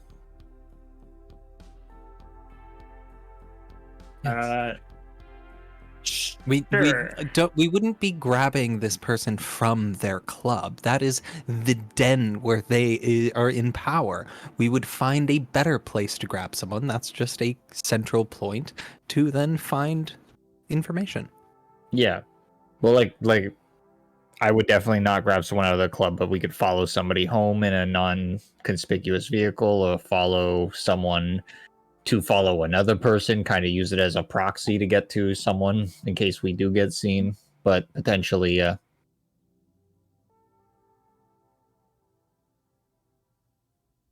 The idea is to get this terrible casino that's been scamming people to stop doing it. And in the process, we mess with a gang that's involved with prostitution, likely of young ones. So I think that's a good thing that we disrupt both of these industries, Patty. No, I'm not saying it's a bad idea. I'm just saying how to approach it. Like I'm already in it. I've already made my like requirements. No Yeah, kids. you gotta crack a few eggs. Yeah, I'm with it. I'm just saying is there's a method, okay? Like an idea that I had is what if we get Troy to use that like little thing that we got set up and use that and then have it connected to the number, whoever like the little angels person, and he fucks with the casino. Like that's an option. Oh yeah, we're doing that too. We're doing both. Okay. Yeah. We're going to set up the phone to get in and hack their system. Yes. And we're also going to kidnap this person. We're going to do Okay. both. All right. I could call a van, and I could bring a couple of you down to do a stakeout. We could get more information on their club. Maybe bring Troybot. See if we can figure out how to surveil them. Bring Jacob so that he can identify some. Obviously, you need someone to drive, and we can figure it out from there. Well, Troy,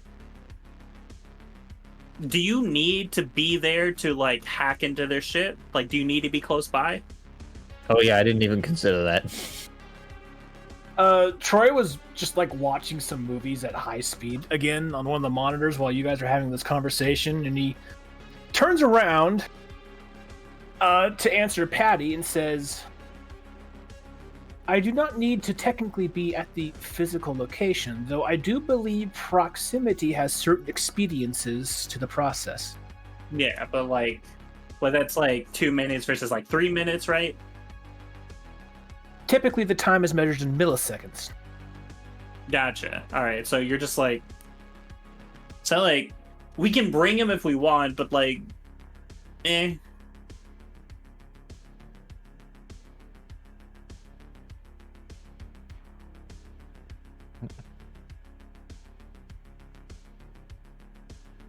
So we need to potentially go to this club and figure out a way to kidnap somebody. That's the issue I'm having right now. How do we get someone to come to us so we can grab them? Go to the club. See what we can find. If you turn me into a stripper, I will kill you. I don't think anybody should go inside the club. I'm not going to push you to do anything you wouldn't do anyway. Gotcha. Okay. I am programmed with numerous stripper pole dance routines. See? Got an instructor right here. Ooh, I mean, it's a hell of a Hail Mary, but we could send in Troy to be a stripper. Ooh. But I'm having fun. I don't know how well they would take that as a thing. He's designed for it. It also feels like unless you've worked there or have know somebody, they're probably not going to let you just work there suddenly. I have a feeling Troy bot strip clubs are a thing. Probably. Because I've been to one. Sorry.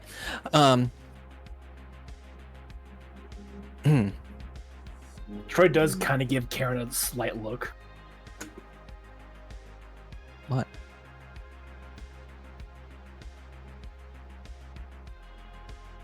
Yes. I propose we go to the club, stake it out, see what we can find. I have a feeling we'll find some trail we can follow down. Right. Do we need like a less fancy car? Because I feel like that might get his attention. No, Oh, we're I not gonna can- yeah. park super close. Yeah. And I can get something more industrial, no real intense logos, dimmed color. I can take care of that.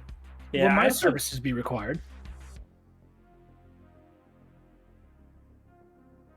You know, you can hack from here. I am capable, yes. However, I was instructed that hacking from this location may not be optimal. It could potentially trace us back to this location. There are other locations that would be less likely to be traced back to here. Ah. Like what? Yeah, come along. An alleyway. So if you go into your hacking mode, somebody would need to be with you, right? But we can be parked. All right. It would be recommended. I would appreciate at least someone staying by to watch my body, Yeah. as once I am on the net, my physical form is completely defenseless. Yeah. Okay. So plan is get us together, go on a stakeout, potentially get Troy to go in, and from there we kind of like get him going, right? And then we see what we figure out, and then we go in from there. Minus the sending Troy in, sure. What would I be looking for? Just an overlay of their technology, I guess, just to make sure we're not being tracked, or to at the very least keep us camouflaged in their vicinity. I will see what I can do. Beautiful. Jacob, you coming with us? We need you to Yeah. identify some of these people. I'll keep a lookout. You know, I just haven't really done a lot of dealings with these types, but you know, spotted Trez head from a mile away. Alright. Which car are we taking? I got something. Don't worry about it. Alright. And I'm guessing Krill's staying home base. You just see Krill lifting a hand up behind her, like while she's at the crafting table. I'm filling up the crates, Jacob. I'm sure you know what we're doing. Krill. As Jacob asks you, are you staying at home base? A thought washes through your mind. Uradilla Astra Netrunner full body replacement unit 4.2. You don't have to be stuck at the base.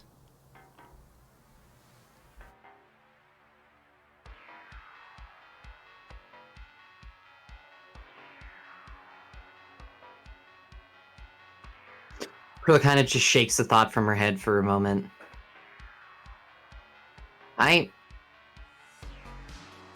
I'm better suited here, Jacob. I'll get our stock up and ready. I mean, We'll be able to tell them to leave tomorrow. Look, I'm just saying, Krill, I appreciate you doing what you're doing, but you know, sometimes you gotta get out, you know? Like, you're still human, you can still have some fun, go out. You have been in the base for 3 days. Yeah. I already have a well-regimented, body wash system. I sponge bath daily. When's the last time you let loose a little bit? Define let loose? Went out, experienced some shit, saw some things, maybe accidentally killed somebody, I don't know. Accidentally causing a fatality has been 4,000 days and 362 moments. Yeah, I mean, like, come on, you know, like, you can't just be locked up inside all the fucking time.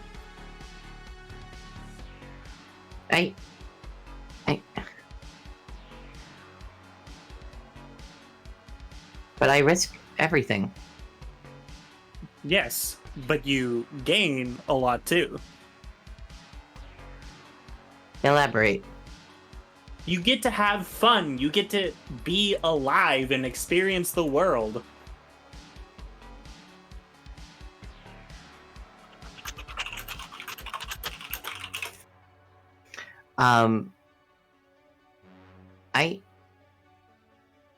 I'm not sure if that is what is meant for me. Why not? My continuous function relies on a level of caution. Sure, but look, as a person who routinely likes to put herself at risk, there's nothing more being alive than putting yourself at risk, okay? It's that fucking risk of dying that brings you alive. Putting your right self right on that edge is where it's all fucking at.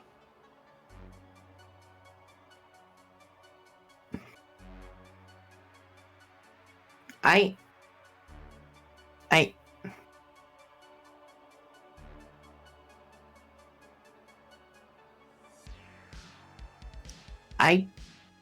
don't think it's what's meant for me, Patty. Well, I mean, if you want to stay cooped up here, it's your choice. Can't I say I don't- tried.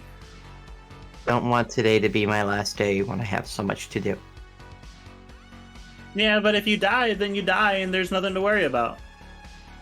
There's a lot to worry about. All right, whatever.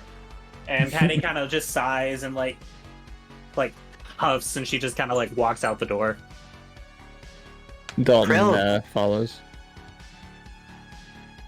Krill Before kind le- of just go ahead, Karen.